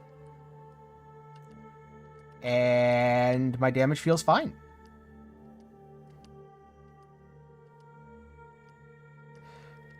Yep, the real answer is... Yeah, no, I switched to Kinetic Blast, and I promptly found out that Kinetic Blast at low levels with low-level gems feels terrible. And now I know why people say that Corrupting Fever feels bad, because they switched way too early. And so I basically wasted an hour.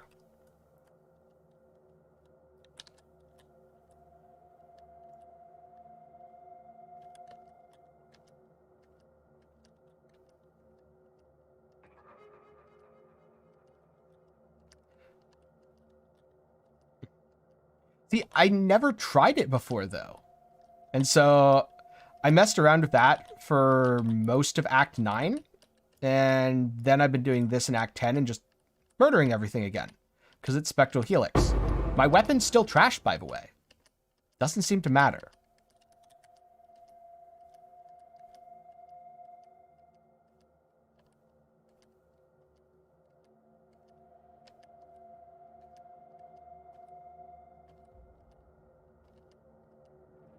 But I'm about to be in maps. And I think once I get to maps, I'm going to call the stream. Oh, good. Life. This I shall strike you down.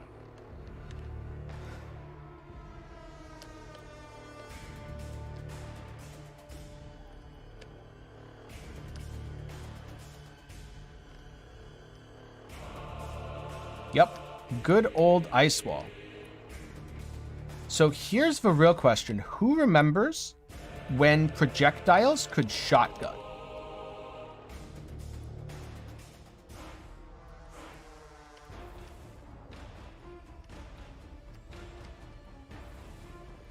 and when Freeze Pulse Shotgun was one of the best builds in the game. Because I remember that.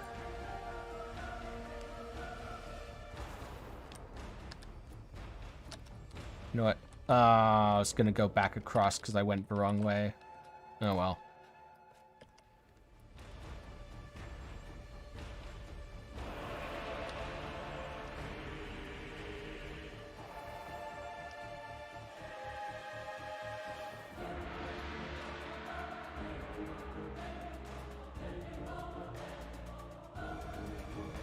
That's the thing. Creeping Frost projectiles can't shotgun.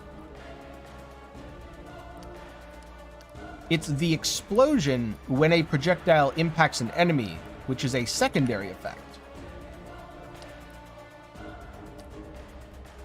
Fireball. Fireball was never as scary as the double dipping Freeze Pulse builds. Because back then it did way more damage at point blank range. I remember playing a Freeze Pulse shotgun build that would be a one-shot build. You walk up to a boss, you hit it once, dead.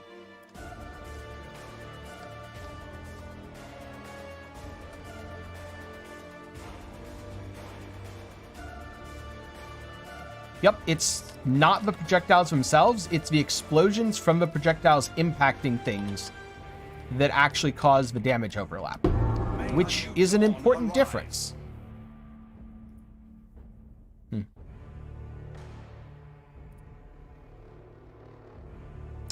Oh, I remember that. Because back then, Vols was basically the only way to get enough charges for discharge. And also, it had no cooldown.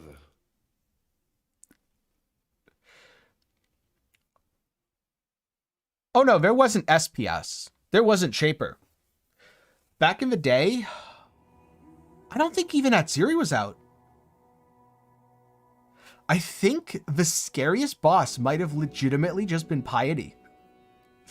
Well, unless you count Tor Ogasso, because he was pretty scary. But it was either Piety or Tor Ogasso. That's how old we're talking. Huh. I think I might have gotten a helmet upgrade. Maybe. Yeah, but Dominus wasn't that bad. Dominus was pretty easy.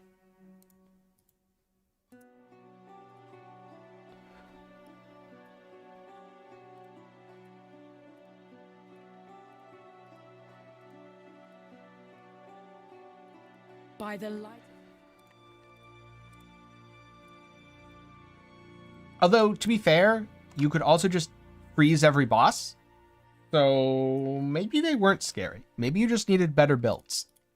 Because if you had a better build, you could just freeze the boss and it wouldn't matter. Because the boss couldn't do anything. Yeah, I remember Piety being legit scary back in the day, though.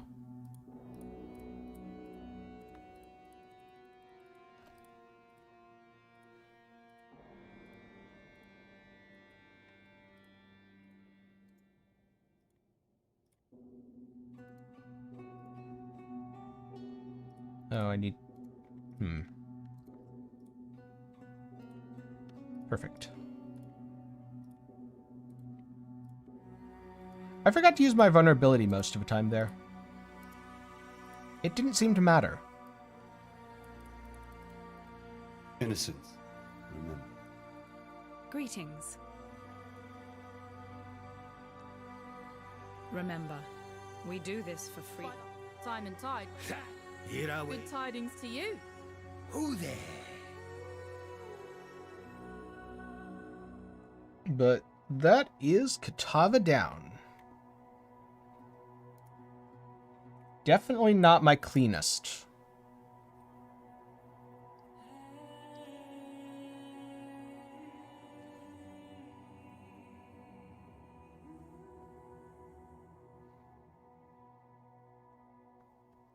Exile.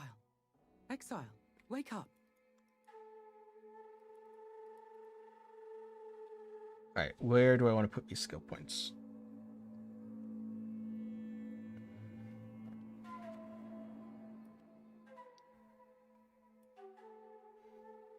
Probably Bannerman. And then Ancestral Knowledge, because I know I'm going to need more stat fixing. 8 hours, 51 minutes, 48 seconds, which makes it, I think, my slowest in, I don't know, a very long time. By about an hour.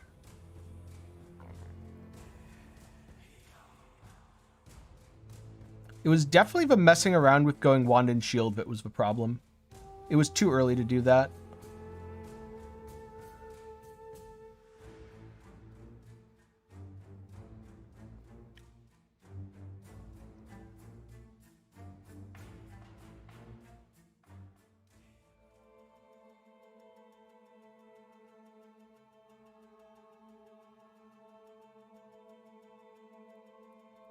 Kirak, we've a vital... I believe it is all skill points. I should check that. Yep, all skill points. The job never ends. I mostly had fun. And as for the rest, it was a learning experience. TLDR, go in with a plan. That's with TLDR. But even so, not terrible. And I have a pretty good plan going forwards, which is I'm going to stay Spectral Helix for a bit. In fact, can this weapon... No, never mind. I was going to say, can this weapon have crafted Fizz, but no, it's a hybrid. I guess I could get attack speed on it, though. I never crafted attack speed on it. I should probably just find better. Plan is to stay Spectral Helix for another few levels. Get this gem to at least 16 so that it jumps up to level 18 with the Wand and Shield, and get the Exsanguinate to at least the same. Oh wait, where's the Exsanguinate? I know it's around here somewhere. Here. So yeah, it's 13. I want it to be at least 16, and then I'll swap back over to the Wand and Shield. Because what I felt like was the damage was very lacking, and the damage was lacking because damage on these scale very heavily off of the gem level, which I didn't have high enough yet. So that is the plan. Overall, was this good? Yes. I did not have to pay very much attention at all, which is probably why I leveled more slowly, because my build was easy enough that I just wasn't paying attention. Which I would say is a good thing. And for now, hopefully you've all enjoyed. Hopefully your league starts are going well. I see Snow just killed Katava. Congratulations. And there's a good chance that I'll be back streaming tomorrow. There's also a very good chance that I will release a video talking about my experiences in getting to maps. So thanks for watching, and have a good night.